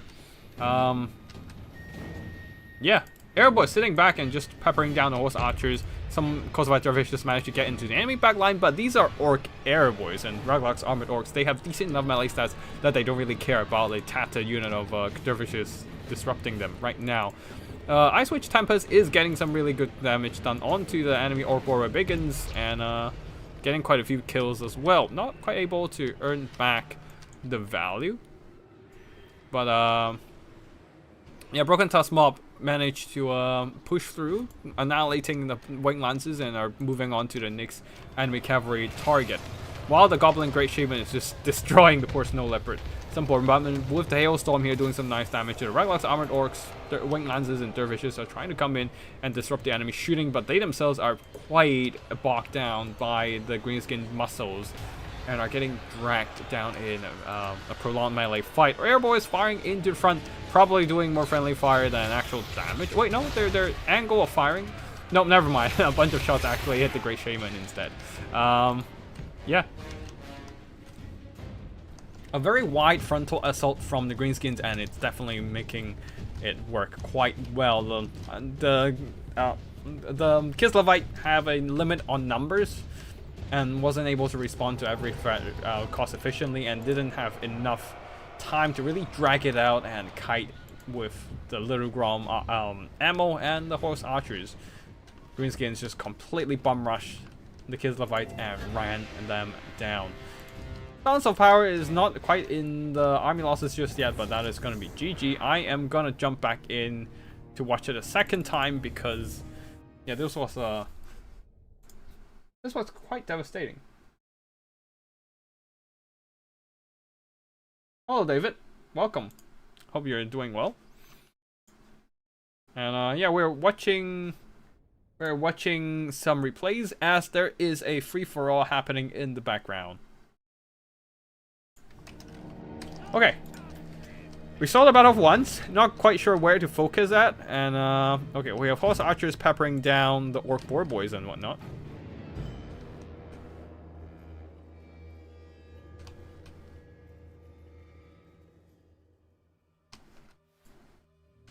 Well, the Horse Archers were a little bit too late to respond to the enemy push, and that's why they took a bunch of damage there. And Lil Grom sitting too far in the front, nothing to screen back the enemy threat, and got shot by archers and Vindictive Glare. Oh, this is where the flank engagement happens, and Dervishes are no match of the Orc Boar Boys, who have better armor, similar melee stats, slightly worse melee stats if anything, but yeah, they're just holding on just fine. And they just have more numbers here as well, as the Orc Boys are beating up the Kislevite warriors in the melee. And with the WAP boosting these Orc Boar Boys, they have no doubt on beating up those Dervishes with 44 attack.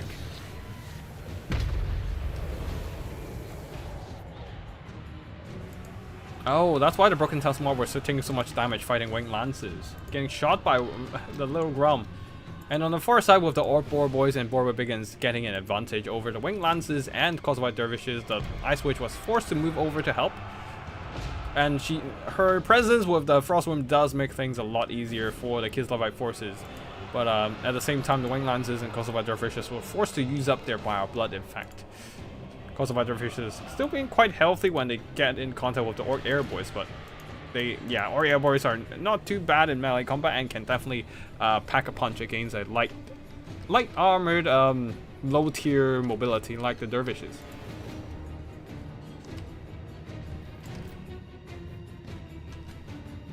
Yeah, I'm gonna fast forward the rest because we've seen basically everything else. In terms of front line, Apic Loonies and Orc Boys are just kind of wearing down the enemy front line, and Goblins as well. Not much to really talk about here, as the Goblin Great Shaman has the potential to straight up beat the Frostworm in melee, so and with Don't Even Try It as well, and more units coming in to help out and whatnot. The mobility of the I'm not really sure what the Kislevite in this army can do to like win out against a spam of Orc Boar Boys like this. Like if they try to fight them in melee, they're gonna lose out because the armor on the Winged Lancers means they're gonna trade horribly, and they can't just send their infantry up because they need to protect the Little Grom. Like the old, yeah. The Greenskins have more than enough resources to pin down the infantry, and the cavalry can just overwhelm the enemy's cavalry. 7 cavalry versus 6, and then the goblins can just pin down the Kislevite warriors and whatnot. And still getting a decent engagement with Archer Fire support and the Epic Loonies. Like, I feel like the Little Grom might have been a mistake, actually. They probably need something else other than the Little Grom. The Little Grom, yeah, did some good damage overall, but the rest of the army wasn't quite able to... Maybe they just need more... They just need to cut out the Wing Lances and bring some Bear Riders. And try to use quality to overpower the Orc Boar Boys. But yeah, the Orc Boar Boys doesn't really do much damage here, and yeah, Goblin, great Shaman. Great value overall. Just chewing up the Snow Leopard and getting some good damage onto the Ice Witch as well. Also, don't forget about the Vindictive Glare onto enemy, onto the Little Grom.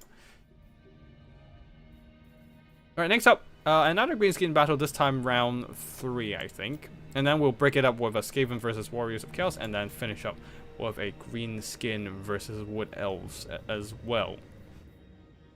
Yeah, hopefully more players will send in their replays, but that's all we received so far, unfortunately. So, yeah. That is gonna be all the stuff we're casting for today. And then also we have a free-for-all coming in. But yeah. Another Greenskin versus Skaven battle. This time they brought in some artillery firepower. Shit, bring artillery versus the Skaven, but the Skavens themselves are coming in with a lot of Plague Monks. Is that even legal? Hold, I don't even... What? I don't even know. What? Hold on. Is that even legal to bring like 5 Plague Monks? Let me just quickly check. Crit rolls.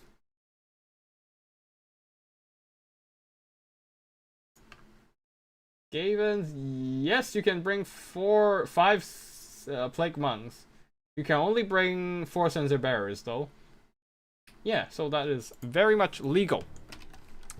Greenskins, of course, they are known for their WA, coming in with a bunch of melee infantry in terms of goblins, Epic Loonies, backed up by Orc Air Boys and some Savage Orcs on the flanks. Savage Orc Boar Boys at the back there, providing a lot of cavalry, ready to overwhelm the enemies on the flanks or just counter-charge any enemy monsters and whatnot.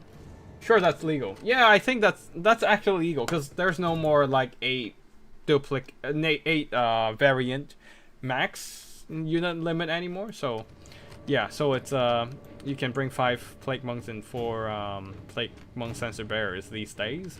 And alright, anyways, back to the Greenskins. Hammer of Gork and Reglux Armored Orcs, and also Goblin Rock Lobber plus Bolt Thrower in the middle. Yeah, leading the army once more, we have the Goblin Great Shaman, ready to terrorize those Skavens with its terror-inducing spider, horrifying spider, the Ragnarok. Excuse me, and the Ragnarok mount. And that's all for the army builds for the Greenskins. For the Skavens here, yeah, 5 Plague Monks, 4 Censer Bearers. That's a very aggressive front line, with a few Skaven Slave Slingers to counterfire enemy shooting, I guess, and Red Ogres, for 3 of them. And a single Plague Claw Catapult, ready to just hammer the enemy formations. It's gonna die from the Bolt Thrower Fire, and maybe if it get focused down by the Hammer of Gork and Rock Lobber, but I assume the Skavens are gonna start rushing. So yeah, it's not a big deal. It's gonna die, but it's a worthy sacrifice. It's also capable of doing some ridiculous damage before it goes down. If it can get some good shots, and that's an if. Yeah, it's got some decent damage onto the Reglux Armored Orcs. Yeah, it's not too bad. Wait, what are you doing, Skavens? Start rushing! You need to rush! Anyways, it's a very Plague Monk themed army because Lord Skroak is leading the army with his own Censer Bearer. He is a Plague Monk. Oh no! Vindictive Glare! Oh no! Ouch! Yeah, you're on the timer, Skroak. Okay. Just start rushing, man. You're not gonna win the artillery fight. Yep, the Greenskins are moving up, and artillery start counter-firing. Oh, it's not Greenskins, it's Skavens. Well, Skavens are kind of green, especially this is a clan motor. Yeah, clan motor. Wait, no, this is not Motor. What is this? Clan Pestilence. Yeah, that's the right clan. Clan Pestilence. It's very green. It's a green tide versus a sickly green tide. And a muscly green tide versus sickly green tide. And the Plague Claw Catapult 2 models went down, continues to fire, did some okay damage. Nothing too crazy, but the damage potential really isn't in those Plague Claw Catapults. It is in the Plague Monks. Actually, are Plague Claw Catapults like Skyer designs or a Pestilence design? Wait! It is a Pestilence design! These looks like Plague Monks or like Pestilence worshipping Skaven. Sorry, I'm gonna distract myself. Yeah, those are Plague Monks. So Plague Claw Catapult is a Pestilence creation. I thought it's a Skyer. I thought it's a Skyer mechanic, but no. I mean, it has warp stones, but hey, yeah, it's more about the plague and the contaminated effect. Yeah, it is a Pestilence design. If we ever have a Skaven Civil War 20, then the Plague Claw Catapult will belong to Clan Pestilence. Anyways, enough of me going on a tangent. Oh, it looks like Lost Growth got hit by by a bit more Vindictive Glare, and the Plague Monk front line is suffering quite heavily at the hands of Orc Airboy firepower, and Warlock's Armored Orcs as well. But the Censer Bearers, the Plague Monks, are all charging into the front line. Greenskins, Savage Orc Boar Boys are counter-charging. Looks like the Skavens are trying to return, trying to give the Greenskins a taste of their own medicine from last round, as they are just rushing with a wide army, using a combination of Red Ogres and Plague Monks to absolutely crush those fragile Gobbles in the front line. Lost Growth's also fighting hard, as the Plague Monks are cutting straight through those Apic Loonies, and the Censer Bearers are making some really good progress as well. The Plague Claw Catapult is down to one model, but somehow somehow still having one model is not bad at all, I would say. And Red Ogres, Plague Monks, Censer Bearers are really making some good progress as they're punching through the more fragile bits, aka the Goblin bits of the Skaven front line. Although some of the Plague Monks are running out of health as they're duking out with the more elite Greenskins. But yeah, overall the Greenskins are losing out in terms of the frontline engagement, as the Plague Monk, Censer Bearers, and Plague Monks are making their way into the backline, shutting down the Ruglux Armored Orcs with melee attack, shutting down the Orc Airboys as well. And while Airboys, we mentioned they are decent melee combatants, they're not exactly specialists in melee. So against an actual melee fighter like the Plague Monks, they're still gonna die horribly nonetheless. However, it looks like the Goblin Great Shaman has its eyes marked on Lost Growth and doing some really good damage there. And there are no Red Ogres nearby to save him, so Lost Growth might just go down, might just scroak at that point. Lost Growth might just croak. Oh god. Yeah. Lost Growth might go croak. Yep. And then, sorry about the puns. But yeah, Lost Growth is going down. Unfortunately, it looks like the attrition, as the Skavens were trying to push into the enemy front line, it's just too much for them, taking too many crossbow bolts and arrows to the face, and most importantly, Lost Growth is going down. One more hit and he dies. Well, one more successful hit, that is, and yeah. Looks like the Spider is just having problems with landing hits on Lost Growth. He didn't even use up his abilities. Like, he used one Liber Barbonicus. That's about it. No Rod of Corruption anywhere else. Yeah, that was a waste of Lost Growth, unfortunately, and he goes down. Skaven's leadership collapses, and all that's left are some relatively healthy Plague Monks still on the field. Yes, Skaven is in a rough spot against like very direct single entity damage, because none of their characters heal, and that's why you would see more stuff like Gracier on a Plague Furnace, because they have a lot more HP and a lot tankier with the additional armor on that construct. Lost Growth walking on foot is just gonna either get killed by Vindictive Glare or by Spirit Leeches from those giant River Troll hack. So yeah, looks like Lost Growth goes down, the rest of the Skaven army collapses. A very brave rush from the Skavens, but unfortunately was not able to break through the Greenskins. Well, they broke through the Greenskins front line, but they themselves were attrition down pretty horribly. But more importantly, Lost Growth had no solution against a combination of Vindictive Glare and the Spider walking over all the Skavens and just chilling him up. So yeah, The Greenskins had a really good start with the artillery advantage and was able to just drag down the Skavens with their own sheer numbers as well. GG to both players, and yeah, victory belongs to the Greenskins once again. I think it's a joint venture. Yeah, that sounds about right, but yeah, there is the Warpstone tech from Clan Skyer, but with the Pestilence tech from Pestilence prayers of Pestilence worshipping of Clan Pestilence, I suppose you can call it that way. All right, looks like the free for all is ongoing right now. I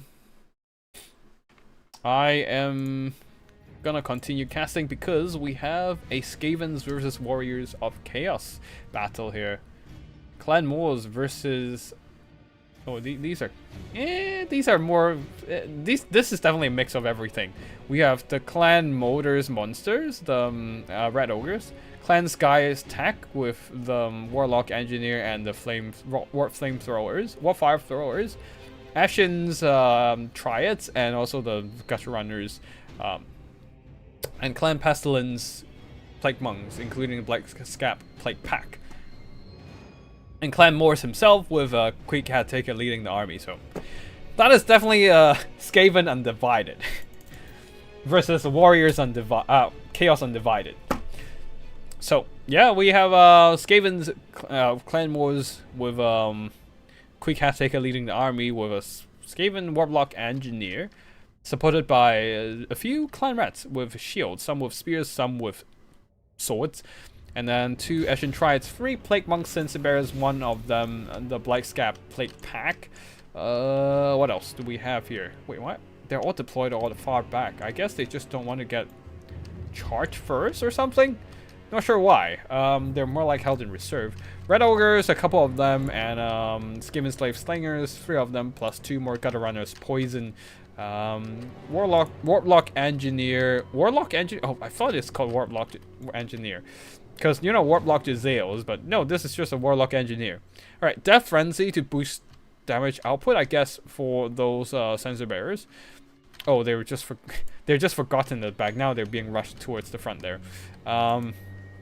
And also Howling Warp Gale to lock down any possible flying units. Specifically, I assume it's for the Manticores and Chimeras. Chimeras, super annoying to deal with. And yeah, definitely a good call to have some way to like lock it down.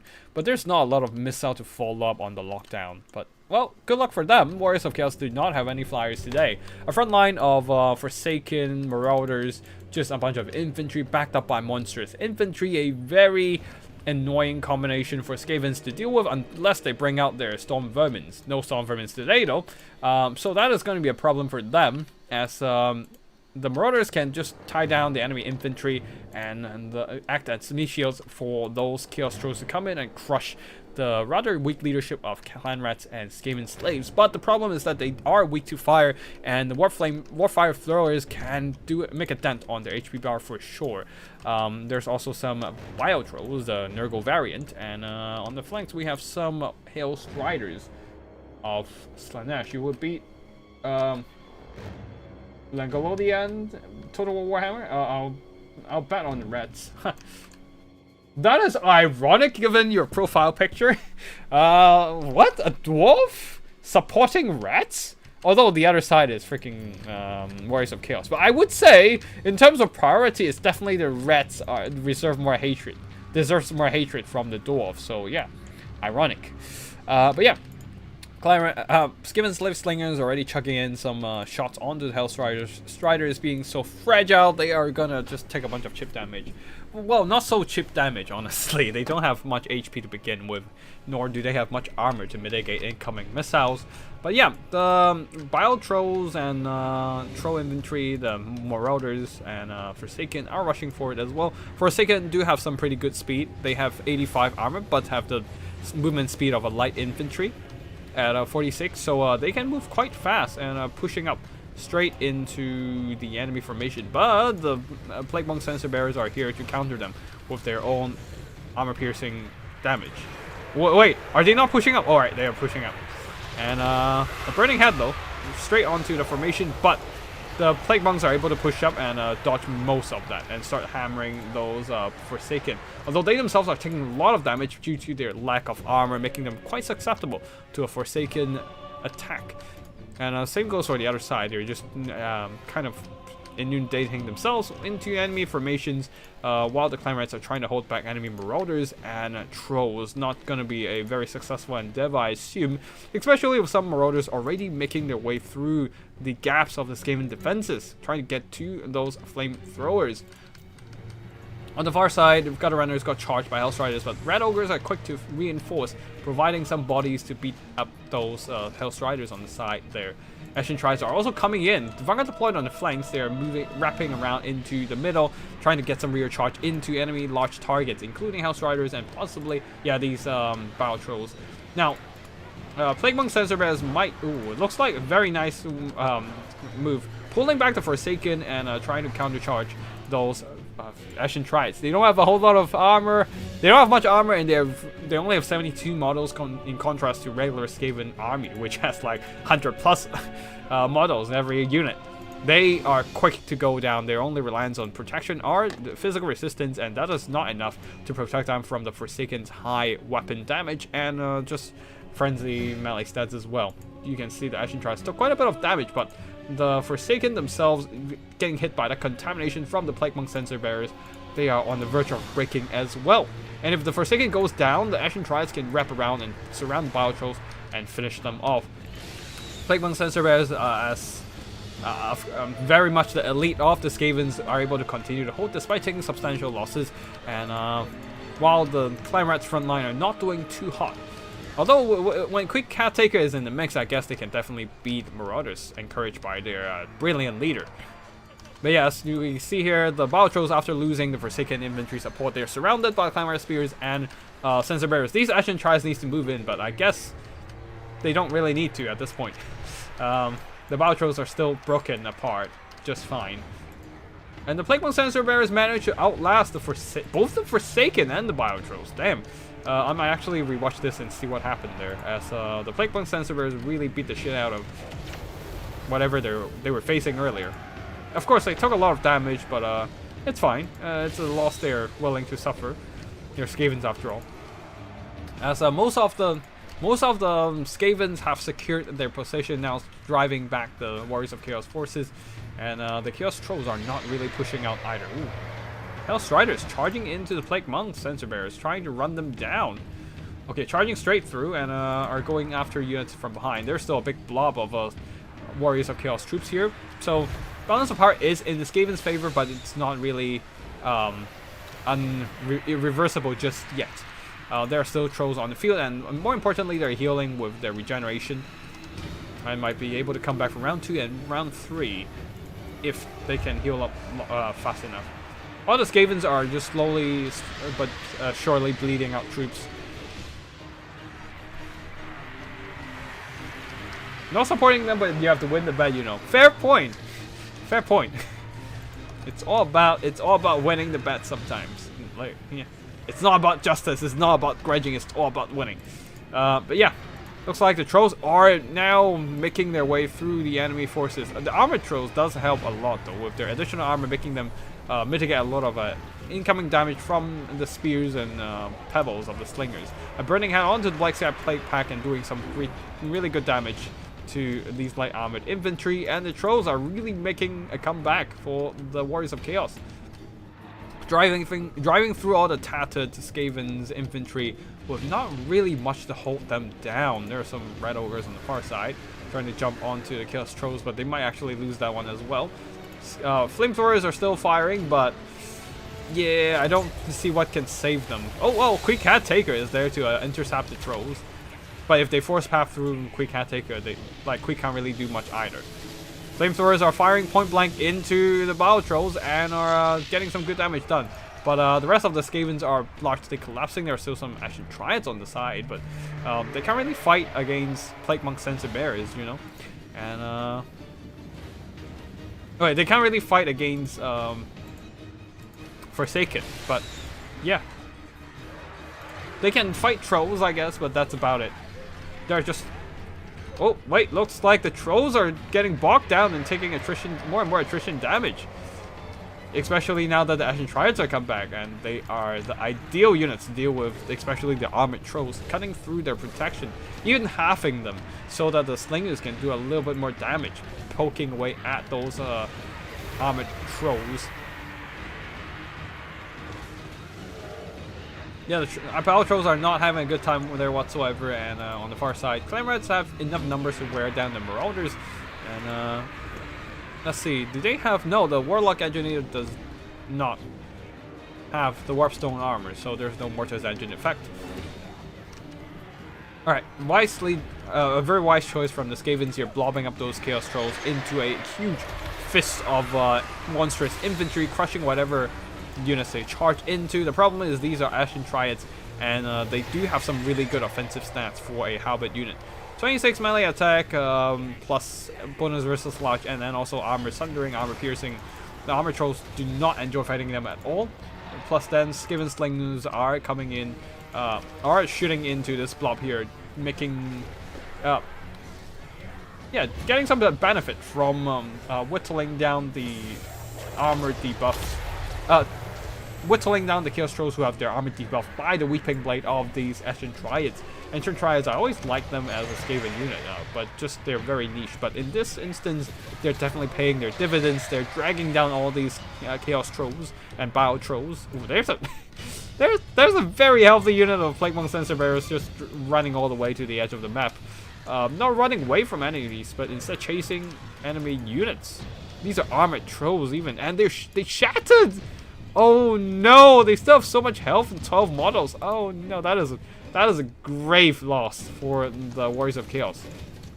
Like, the Sensor Bearers weren't even close to them. But yeah, at this point, Chaos Sorcerer Lord of Fire can't really bring this one back just on his back with those burning heads. And he goes down as well, being surrounded by Ashen Triads, who are excellent at taking down armored large targets, which is exactly what the Sorcerer Lord was, riding on horseback. And yeah, the Trolls really didn't do enough here to break through. Like, they managed to break through some of the enemy infantry, but the Plague Monk Sensor Bearers, despite not being the sturdy backbone of a Storm Vermin, they still have enough leadership to hold on and drag down the enemy Forsaken and Marauders, and then leaving those Trolls isolated. Very nicely done. An interesting pick with the Skaven Plague Monk Sensor Bearers for sure. While the Clan Reds didn't really do much, but the Ashen Triads in the late game was absolutely clutch. Stripping down that armor on a lot of these armored trolls and punching through their armor protection. And just wrapping around, surrounding the enemies from behind, giving a very nice flanking maneuver to shut down the enemy's push by eliminating their infantry with that rear charge. Really nicely done there. I do wonder what's going on with the... Oh, I'll assume the free-for-all is still ongoing. So we do have one more replay while the players are still occupied by that free-for-all. Alright, Greenskins versus Wood Elves. More Greenskins battle. And hopefully by the time we're done with the cast and the free-for-all would be over and we can jump straight in.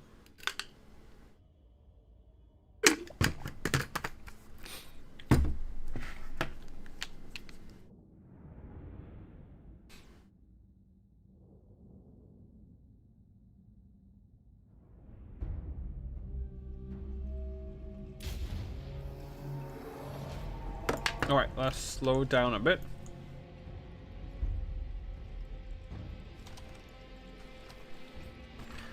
Now, for the units here, the Greenskins going with a front line of Gobbles. Bet on the Wood Elves. Okay. Alright, I mean, both are grudges, but I guess the Wood Elves are less grudge-worthy than the Greenskins. Alright. Fair. Let's see if Langolodi, if your bet is earning you anything this time. For the Greenskins of Curio, a front line of Gobbles, and backed up by once again both throwers and Airboys, Rugless Armored Orcs, a very balanced army with a bunch of with an abundance of Orc Boar Boys and Borobigans, providing that mobility support. Orc Boys protecting the Hammer of Gork there, and Gobble Bolt Throwers using that range advantage to hammer down the enemy formation, I assume. And leading army, of course, Grom the Paunch, once again with his healing potential with a Night Gobble Shaman. Big Boss, sorry. And where's the caster is a little bit Orc Shaman with Fist of Gork and Brain Burster. Brain Burster pretty good against already dropping a Brain Burster in the middle of these blobbed up Glade Riders, getting some good damage done. No models killed, but damage is damage, making those models more susceptible to, well, dying, as they have less HP now. Leading the army on the other side is, the Nagabo Big Boss do have a quick thinking for the quick summon and disrupt enemy shooting. Now for the I was gonna say green skins, but both sides once again are green because these are wood elves. So for the green elves, we have the Glade Lord leading the army. This is range variant. Wait, no, this is a melee variant with a Helm of Discord, and Court of the Woods, Banner of the Hunter King. So a lot of melee attacks stacked. Melee modifiers stacked onto one character here. Plus 10 melee attack and plus 10% charge bonus, plus that Helm of Discord minus 24 and 24 attack and defense debuff. He is here for some scrapping in melee for sure, and he is on a great stack. Yeah, he is on a great stack, so ready to get some melee engagement going. On the other side, for the main formation here, front line of Dryads backed up by some Glade Gods, some with Hackbane Tips, some with Starfire Shafts, and some with regular shots.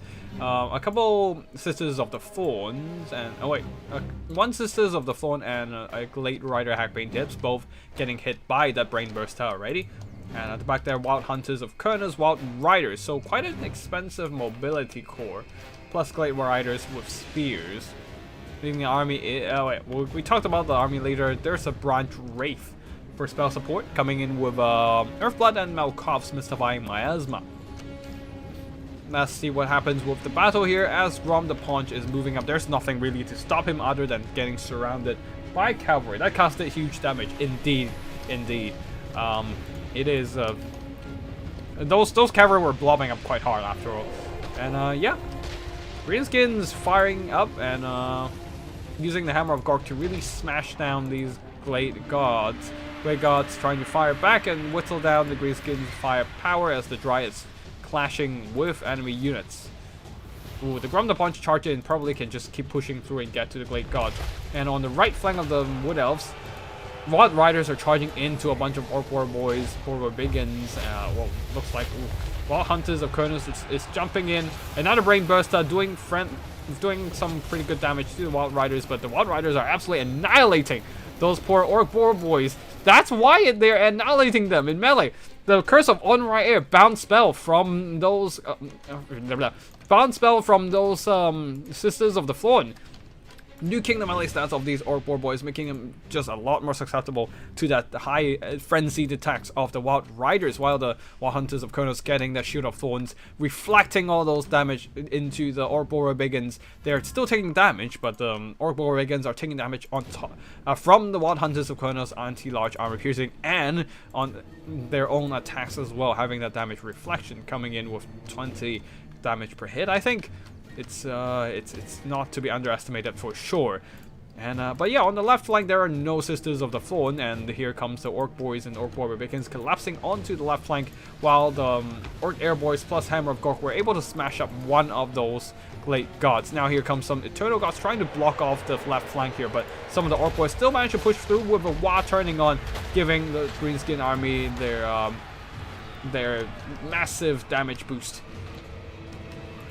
Quick thinking as well, being dropped into the back line, charging straight into some Starfire Shafts, while the frontline Dryads are taking quite a bit of losses, but they're still holding on strong and actually getting to the Orc Air Boys and driving enemy back in the frontline engagements. Wild Hunters of Kurnos and Wild Riders, they are victorious against the Bacon Cav. Now the Venison Cav are moving into running down Orc Airboys. Some Sisters of the Fallen are also coming back to help out the backline. Not really taking the fight in melee, but just kind of chipping down those Bacon Cav and wearing them down from afar before they themselves being forced to charge into melee combat as well. But Squig thinking Squigs are coming in. Melkovs, once again, this from the Branch Rave. Draining down enemy cavalry, very effective use of the magic there. And Eternal Gods, as always, Bane of Armored Cavalry, having that armor piercing at a low tier unit for the, well, it's kind of like mid tier. Higher, it's a higher rank in a low tier unit, so it's not necessarily a chap unit. But yeah, in a low tier unit, having the armor piercing and anti-lodge makes it really cost efficient against cavalry there. And yeah, dragging down enemy monsters as well. The Squig Herd is very susceptible to that. Blade Lords driving back Ruglock's Armored Orcs with the Dryad push as well, and the Wild Riders were able to get to the enemy back. Oh, another Brain Burster. This time not so good, not as good, because I assume it is not overcast or something. And being charged by a bunch of Orc boys as well. The Wild Hunters of Kurnos will start to feel the pain as Orc boys are moving in, trying to drag them into melee combat. Balance of power is still dead even. Things can still swing anyway in this battle. The Greenskins might be losing in the frontline engagement, and the Wood Elves might be pushing the Greenskins back, but their elite units, those expensive cavalry of Wild Riders, are taking a lot of damage. A lot of damage, running out of health.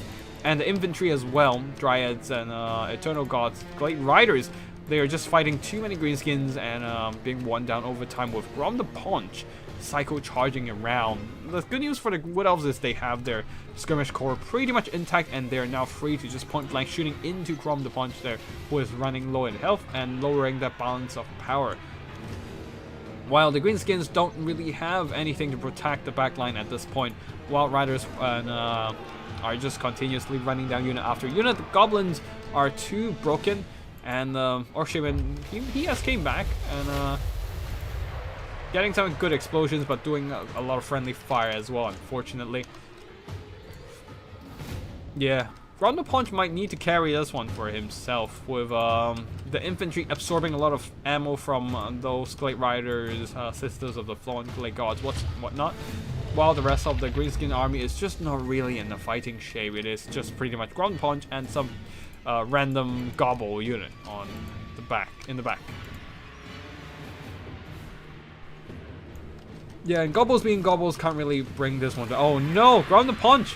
He is trying to run down the Branch Wraith, but sitting in front of archers is not the wisest idea, as his rather fat stature is making him quite susceptible. A lot of hitbox for those archers and javelin throws of the Sisters to hit.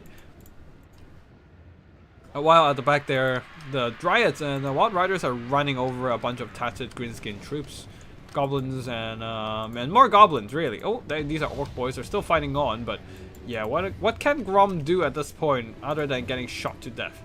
Goblins are continuously pressuring the enemy skirmishers, but yeah, it's rough. Grom the Paunch is now stuck between a Branch Rave and a Grey Stag, and on top of that, there's a Helm of Discord, lowering his melee stats, making him more susceptible to enemy melee hits. And missed. God damn it, Glade Lord. Either way, his army losses hit, and that shall be GG, with victory belonging to the Wood Elves. The Greenskins, a valiant attempt in driving back the enemy formations there. Trying to push through those Dryads and hammering them with the artillery as well. Trying to push through the Dryads with those Bacon Cav, but unfortunately they were outclassed by the Wild Riders, and even if they managed to get through one Dryad unit, perhaps there are still Glade Gods at the back, ready to pounce on them with their armor-piercing anti-lodge and slow down the enemy push.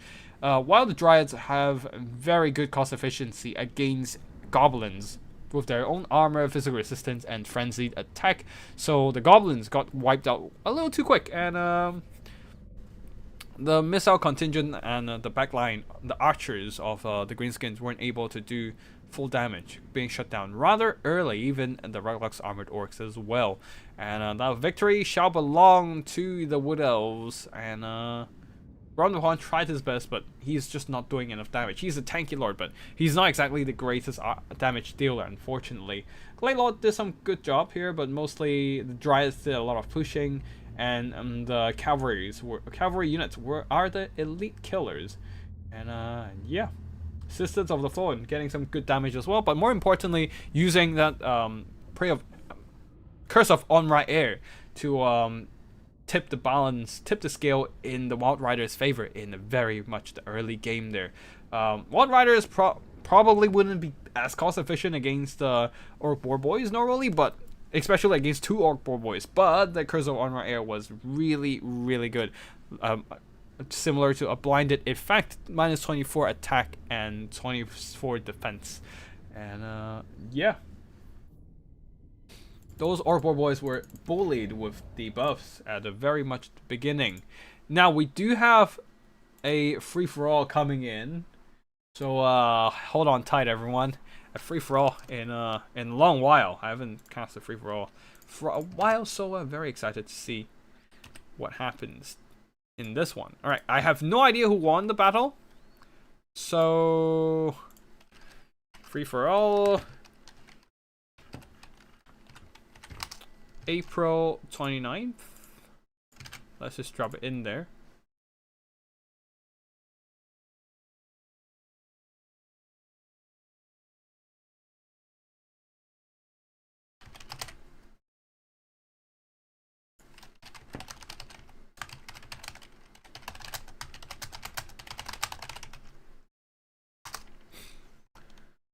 All right. I have no idea what happened in this free-for-all. So there is no spoilers whatsoever. That casted, we take those. Fair. All right, now free for all with interesting army builds from already seeing from 2 plays here. One heavily armored dwarf army and one just full gobble. Like, not even like a big spider gobble, just full on gobble with squakes and maybe one like forest gobble spider rider archers. Now for the army builds, these are let's pause it because we have a lot of armies to go through. So for the light green, wait, hold on, okay. You guys should have switched colors. God damn it. Right. Anyways, we'll talk about it later. For the greenskins of Curio, we have a front line of Night Gobbles, a lot of Night Gobbles, and not all of them have. Yeah, not all of them have spinning loons. There's only one, and that's the Epic Loons. They are. Oh, I see why they want to do. Huh? Oh, I see why. All right, so the greenskins coming in with a Night Gobble army with a lot of Vanguard deployment, basically an entire Vanguard deployment army. As the Night Gobbles do Vanguard deployed, same goes for their Night Gobble archers, and these are Fanatic archers. For some reason, they didn't bring Fanatic infantry, but bring Fanatic archers. I assume the idea is Night Gobbles are gonna engage in frontline fights, so they're probably gonna die fast. But Night Gobble archers, wait, yeah, these are Fanatics. Oh wait, they need to be in. They don't need to. Oh, okay. They don't need to be in a fight to charge the ability up, so they can just charge. Okay, so the Night Gobble archers will be able to use the spinning loons a bit more, because in the late game, the Fanatics, the Night Gobbles without Fanatics will. Wait, hold on. These are Night Gobbles with Fanatics. Okay, they're just spamming Fanatics now. Well, I don't even know what the fuck. But yeah, Fanatic Archers, Fanatics, Infantry, just a random spread of Fanatics all over the place. But there's a lot of Fanatic Archers for sure. But I assume the Archers will be less damage in the late game and are more likely to use multiple Fanatics if possible. Epic Loonies in the center, and Rusty Airs leading the army as a Night Goblin War Boss, coming in with a Tormentor Sword, Fermented Fungi, the Spite of the Bat Moon, and Get Back Ear, with a support of Snacklag Grop Spit, with a Spiderweb attack to pin enemies down.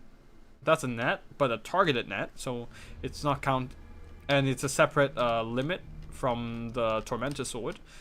Inventory of hatchlings, 3 spider summons, quite handy in disrupting enemy shooting. Night Gobble Shaman already sneaking around with Vindictive Glare and Sneaky Stabbing.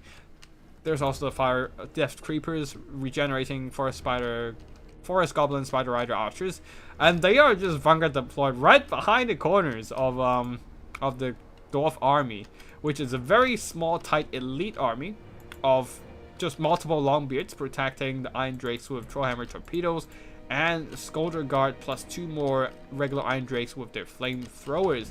Now, can they predict this Gobble Vanguard rush? And can they respond to it in time? We shall see. The leadership is a combination of Malachi McKaisen, the Thane, and a runesmith of Rune of Slowness to slow down enemies, buy more time for the Iron Drakes to shoot, I believe. And now for the Kislevite army, a tight formation as well. They don't have a lot of units, and most of their money went into the heavy war sleds, expensive stuff for sure. And also the leader of Ice Witch Tempest with Hailstorm, host of Miska, really good at nuking enemy leadership and forcing them to rout early. Snowflake Pandan and Guardian Call. And yeah, Snowflake Pandan mostly for additional mana recharge. In the front line, Kislevite Warriors and Armored Kossals, providing that infantry backbone there, backed up by a bunch of Griffin Legion and Kossovite Dervishes, plus a Patriarch here for some AoE healing.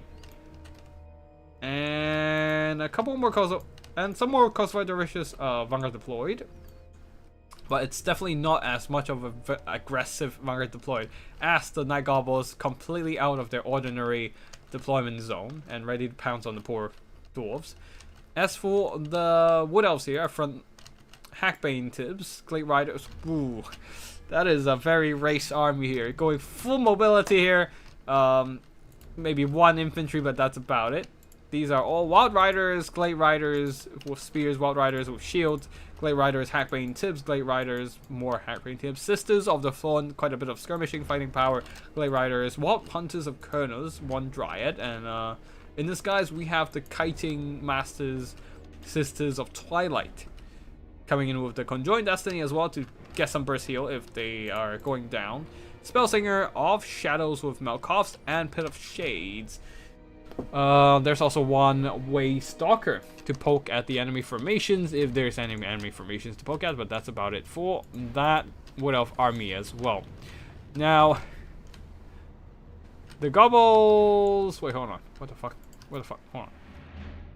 The Gobbles... Wait, what? Yeah, right. So what's taking damage right now? Race is doing damage to... Oh yeah, Race does have a long range artillery in the form of Sisters of... Wait, Sisters? Not Sisters. Oh wait, no. Long range artillery in the form of Arrow of Kurnus. So get some damage dealt to the Griffin Legion there. While the Gobbles are sneaking up. No, the Dwarves are not suspecting anything. They can't see the Greenskin army here at all. Nobody can see the Greenskin army if anything, because everything has stock on their side. But they're sneaking up. They are sneaking up. The dwarves are not ready. They are not expecting anything. While they're just trying to move towards the closest enemy they can see, and that seems to be the Kislevites, who are just kind of like skirmishing with the Wood Elves on the far side.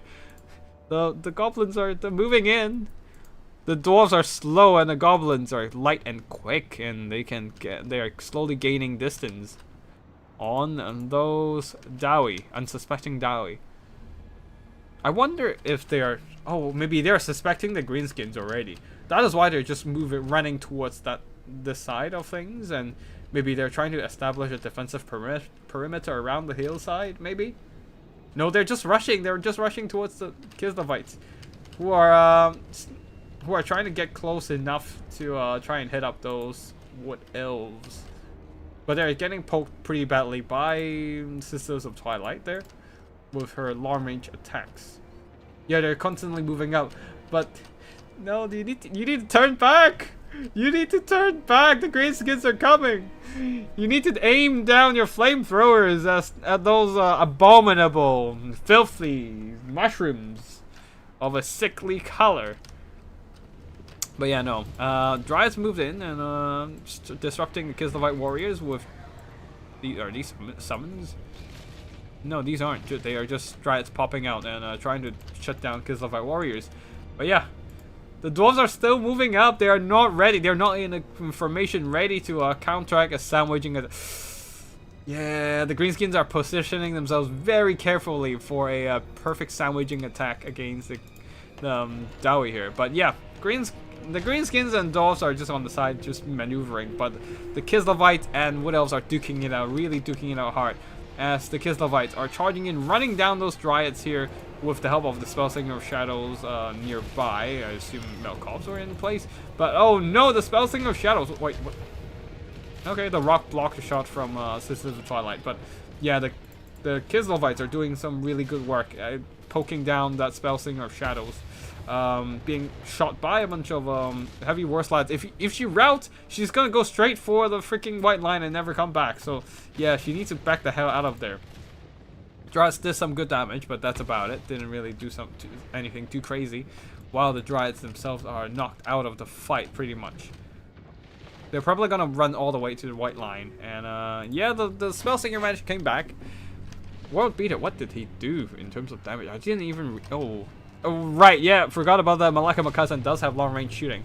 And managed to get some poking damage done against anything in range.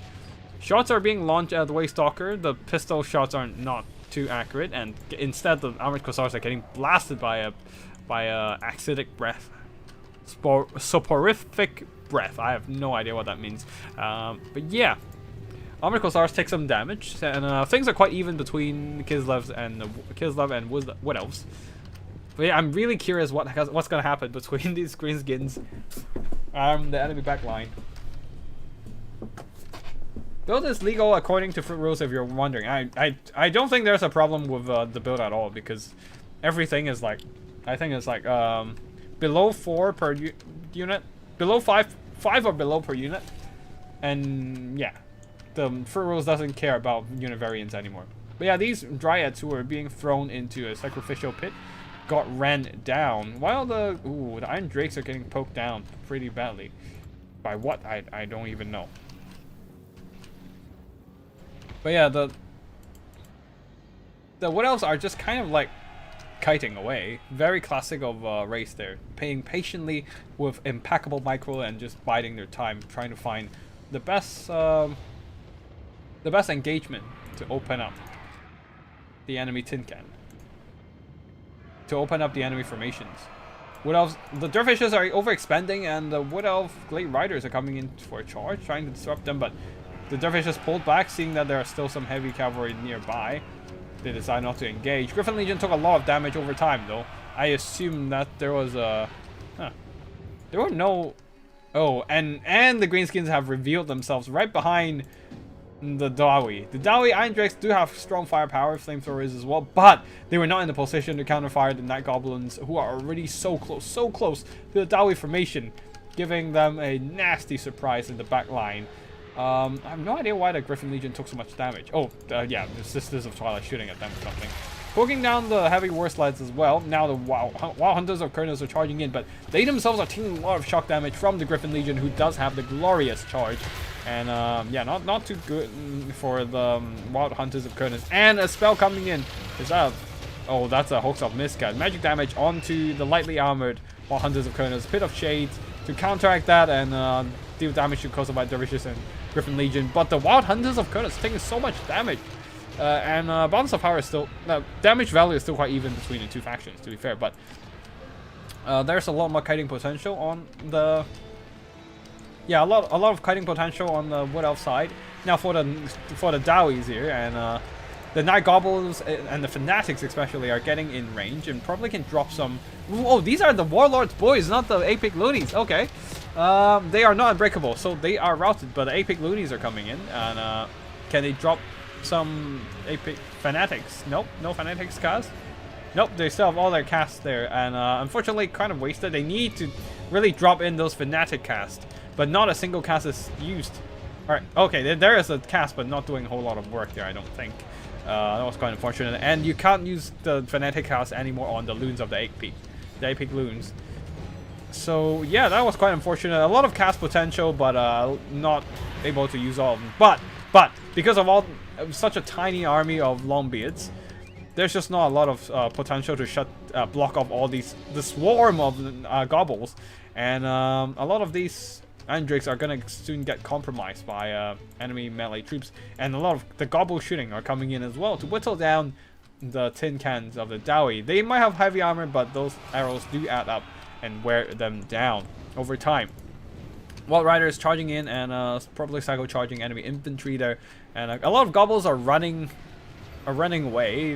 They're being burned a little bit too hard by the enemy flamethrowers, but the archers are coming in, accumulating damage onto the Iron Drakes. Their armor is heavy, but the sheer volume of arrow do add up over time.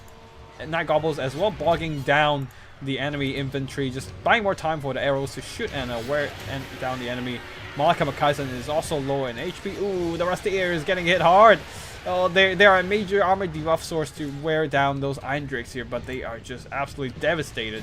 More pink loonies, more spinning loons are being cast there on the far side. The kiting's still going quite slow between the Wood Elves and Kislevite, but the Kislevite is gaining an advantage in terms of damage value.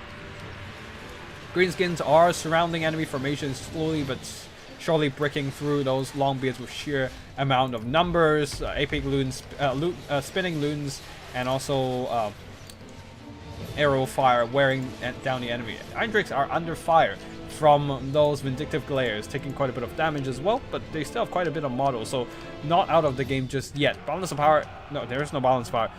Kislevite is definitely gaining an upper hand in the skirmishing fight over here, getting a 1,500 value lead. Malkal's Mystifying Miasma draining down the Griffin Legion, but their melee engagements are very beneficial, just wearing down. The Wild Hunters of Kurnos are taking out one of the first units to go down on the Wood Elf side, and they lose a major source of DPS. Sisters of Twilight also accumulating a lot of damage from the heavy war sleds. Of course they can heal it back, but that's not contributing to their winning chance there, because they're not going to gain any like value from healing themselves, other than other than a chance to fight on a little longer. Now the Night Goblins' sheer numbers advantage really shines through, as they are now overwhelming the Dowie position. Just having the sheer amount of numbers piling onto the enemy missiles and using the sheer amount of arrows shutting down those Iron Drakes. But the problem is these heavy war sleds are going to be quite tricky for the Greenskins to deal with. They do not have any good ways to pin them down outside of Tormentor Sword. Oh wait, they do have a net from Snag like Robspit, so there's that, and also the Rampage from Fermented Fungi. Do they still have any? They still have one use of Fermented Fungi left, and they definitely need to save it for the war sleds, who can really just kite them down. That Patriarch is slowly healing units at the back there, trying to keep those heavy war sleds in the fight, while the Wood Elves are very patiently pulling back, just probably trying to bide a bit more time, waiting for those Kislevites and Greenskins to clash, so that they can get that third-party advantage and strike down the stronger army and earn some good value before taking out the weaker one. Yeah, there's still a lot of arrows left on the Greenskin side. The problem is, can they deal with the single entity characters and, more importantly, the war sleds? We shall see. Oh no, one last use of... Oh, yep, I'm right. One last use of the heavy wars. One last use of the fermented fungi. But also probably one last use of ability on this poor guy here, as the Night Goblin War Boss has been pinned down and sniped by several war sleds nearby. That fermented fungi was able to keep those heavy war sleds in the fight a little longer, but that's not going to help too much, as yeah, the Kozovite Dervishes are coming in to take out the rest of these rather tattered Night Goblin archers, and the Hulks of Miska with that discourage effect. Yep, these archers are not hanging out for long. And yeah, you can see Pasha's Kislevite army is gaining a major advantage. So the only problem is he did split up his army into two parts, a few units going after the Wood Elves, a few units going after these greenskins. Although the unit choices are quite ideal here, as the heavy war sleds are perfect to deal with the gobble only greenskins, and the dervishes and Kossars should be able to grind down enemy units in melee. And Pasha now has a 1000 damage value lead over Kirill, who is at the second place. Oh, well, rip. The Dawi decided to avenge for their defeat their fallen brethren, with the two characters, Runesmith and the Thane, double teaming the Night Goblin war boss and just beat him up. And with that, the greenskins might just falter completely. All their units are just running away as their leadership collapses with a dead lord. And now the war sleds are free to just run down the tattered greenskins. While on the other side here, though, Race is trying to pull this one back. Still trying his damnness to just isolate and run down these separated units of the Wood Elves. And they still have a lot of damage potential left, actually, with the Sisters of Twilight. Now, if they can do enough damage and then be the last army standing, the Wood Elves might actually be able to turn this one around. As being the last one standing does give a lot of value here. And on the far side here, Kosovo dervishes are being whittled down by those Sisters of the Thorn kiting. Now it is all down to whether the Wood Elf kite can work here. The Kislavite army separating those units, just a few units going after the Wood Elves, was definitely a big mistake, as they were able to just converge those Glade Riders, the Dragon power, and a bunch of units just surrounding and beating the shit out of those isolated units, surrounding them, rear charging them, and bringing them down. Now the heavy war sleds and the Ice Witch, who are on the other side chasing after greenskins and Dawi, is all that's left for the Kislavite to try and hold this one out, as the dervishes are being drained down by Malkovs, and then the single entities, low entity count units are just sitting there and getting poked out by the Sisters of Twilight. While the Wood Elves still have a lot of mobility left. And of course, the Kislavite army just doesn't have a lot of good solutions against these Light Riders and Sisters of the Fallen. They can only fight them in melee, but if they fight them in melee, they're gonna get dragged down as well. So the greenskins are pretty much out, with only like one unit of Night Goblin Fanatics and some Night Goblin Shaman left. One Night Goblin Shaman left. Malkovs continues to drain down enemy units. Ooh, nasty Hailstorm, getting some damage done on the Sisters of the Thorn. But yeah, the skirmishing potential of the Wood Elves are definitely trying to wear down those remaining units of Kislavite army. And when the time is right, it's going to be an alpha strike of all these cavalry charging in, or at least quite a few of these charging in, and the Sisters of Twilight too, utilizing that dragon armor piercing weapon strength. The Dawis are pretty much completely out of this one. They just don't have the damage potential to bring this one back. And maybe they can try to strive for being the last one standing if the Wood Elves are taking too much damage and just doesn't have the ability to fight this one out. But yeah, deadly breath attack though onto the Ice Witch. The Race have been saving this up all the way till now. Just trying to really snipe out that Ice Witch of Tempest here. Ooh, another Hailstorm though. The Sisters of the Thorns are definitely not enjoying this. Although the Kislavites are also saving up the Snow Leopard summon until the late game. Into just trying to wait for the pitch battle to bring this one up. And also a Hulks of Miska. Really trying hard to turn this engagement around with all that leadership debuff. Very nicely done. But yeah, we shall see here. We shall see here if this is gonna work. As the Wood Elves dives in. Now trying to snipe out the Ice Witch of Tempest. And Race is getting some pretty good damage done, as well as the heavy war sleds taking heavy losses. But here comes the Snow Leopard. It has anti-large, it has armor piercing. It can be a nasty annoyance to deal with, especially slowing down the Sisters of Twilight. With oh no! A desperate vindictive glare from the Night Goblin Shaman, but missed. as the Spellsinger of Shadows was diving down to attack that Ice Witch. That was unfortunate for Curio. A very close battle for sure.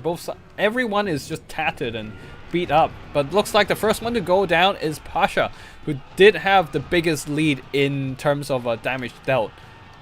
But the healthiest looking army is either Ray's tattered Sisters of Twilight with a bunch of cavalry, or the dual single entity character army, the, well, remnant of the Dawi here. Just two single entities sitting around, waiting it out, and trying to strive for becoming the last one standing. They can't really... Oh, they see the Night Gobble Shaman. They probably should go after the Night Gobble Shaman and try to get some valor before Sisters of Twilight come over here and finish him off. The Night Gobble Shaman is going in. It's trying to look for a fight with the Thane. Maybe... Like, oh wait, no, he's trying to survive. But if the Thane... If he goes to fight the Thane, he probably would just go down, get knocked out. But at least the Wood Elves won't get the value out of it. Ouch. That is a big charge and good damage from the Sisters of Twilight. Master Rune of Slowness though, slowing down and that slowing down the Sisters of Twilight, trying to make her more susceptible to melee attacks from the double characters. But looks like the Sisters of Twilight were able to get some pretty good hits onto the Runesmith, getting some good damage done. And the Sisters of Twilight herself not taking a whole lot of damage, especially with that Conjoined Destiny just waiting to activate. Yeah, I think Sisters of Twilight is gonna win this one, as the two dwarf characters are being stuck in the middle of a bunch of cavalry. Sisters of Twilight also stuck in the sky. I'm not sure why. Maybe it's because of the Rune of Slowness. I have no idea. But yeah, it's just kind of stuck there, with only 17 speed being slowed significantly by the Rune of the Dawi. But yeah, even the Spellsinger is diving down now. The Runesmith and the Thane are completely surrounded. Sisters of Twilight diving down. If she can land a hit onto the Runesmith, that would be it for the Runesmith. But no, it looks like she landed a strike on the Thane instead. But either way, the dragon terrifies both of the characters, and that shall be victory. That shall be victory for the... Whoa. Very tightly, the Brotherhood of the Bear got enough damage lead in... before they died. And that was able to secure them the victory in the end, with the highest score still. And the race only 14 points away from winning, unfortunately, but still. Looks like Pasha was able to do enough damage to bring this one home, becoming the victor of today's tournament. A very close free-for-all with only 14-point difference. Damn, that was a close battle. That was literally like the difference of one single shot from these heavy war sleds, or like one better shot from the Sisters of Twilight, because we saw the Sisters of Twilight missing a few shots, shooting the shot landing on terrain, impassable rocks, and or on a slope. So if those shots landed, it might be very different. It might be the victory for the Wood Elves instead. But only 14-point difference between the first and second place, as Pasha was able to get in big enough of a lead to secure victory, while Race here,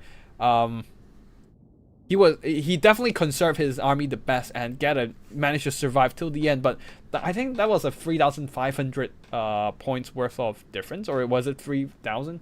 I forgot. I think it's 3,000 point worth of difference for being the last one standing. But that was still not enough to propel him into victory. It was just barely missed.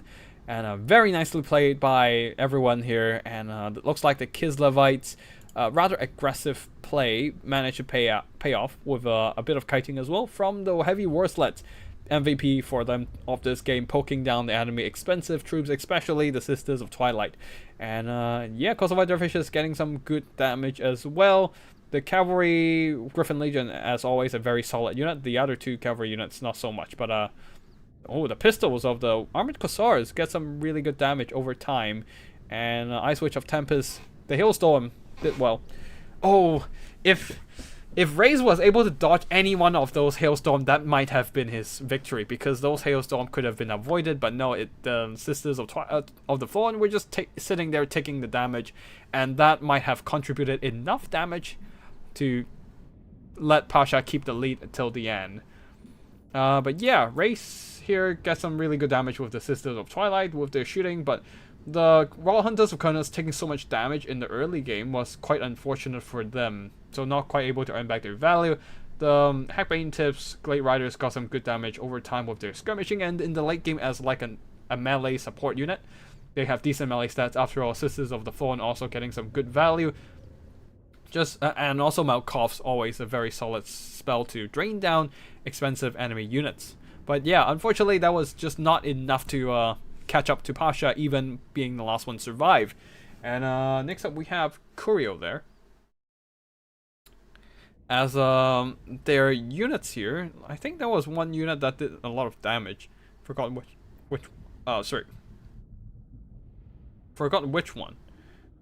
He specifically screenshotted one Night Gobble unit. What was this Night Gobble unit doing? Oh, these are fanatics. That's probably why. Just ripping through the enemy formations with their spinning loons. But 118 kills, a silver chevron, almost 1,800 gold worth of damage value. That's crazy, man. That's freaking crazy. What were they doing? These Night Gobbles were on steroids for sure. But yeah, overall, unfortunately, this ambush tactic didn't really pay it off, as the enemy army were just kind of I don't think it's a tactics problem. It's just this army doesn't have enough staying power to stay into the late game and keep doing damage. A lot of their units just died and break rather quickly, and being a very fragile army with low leadership after all, and even the characters too. So in the end, they spent the shortest time fighting, but also like get knocked out pretty got effectively knocked out pretty early on as well, leaving only a Night Gobble Shaman and some tattered Night Gobble still standing around. And we also saw a lot of missed opportunities with the spinning loons, which was quite unfortunate. As for dwarves with their elite army, unfortunately this is just too slow of an army, not able to survive long enough by the sheer amount of greenskins flooding their positions. They just don't have the units to hold their positions and keep firing at the enemy army. Oh, they're also still gold chevroned up. A very expensive units. They did do a lot of damage on this one, but just not quite able to earn back all of their worth there with all that investment especially into the Iron Drakes, Trollhammer torpedoes. They're expensive, but they just don't have any good targets to shoot at. Mostly being pressured by gobbles and shut down by gobbles as well. And yeah, that is it for today, and I think that's all the replays we received. Thank you so much for everyone for joining my 20 today. I hope you all enjoyed the 20, whether you've been only watching the stream or you've been playing in the 20 as well. And congratulations to Pasha for the final victory in this battle in the free-for-all, proving to be the superior fighter with the Kislevi army. Very nice kiting, and getting a strong lead all the way till the late game. Despite being the first one to be knocked out, there is enough damage to just maintain the lead and secure victory in the game, in the finals of this free-for-all. Thank you everyone for watching. I hope you all have a great week, and I'll see you all in the next one. Tactical Lich signing out.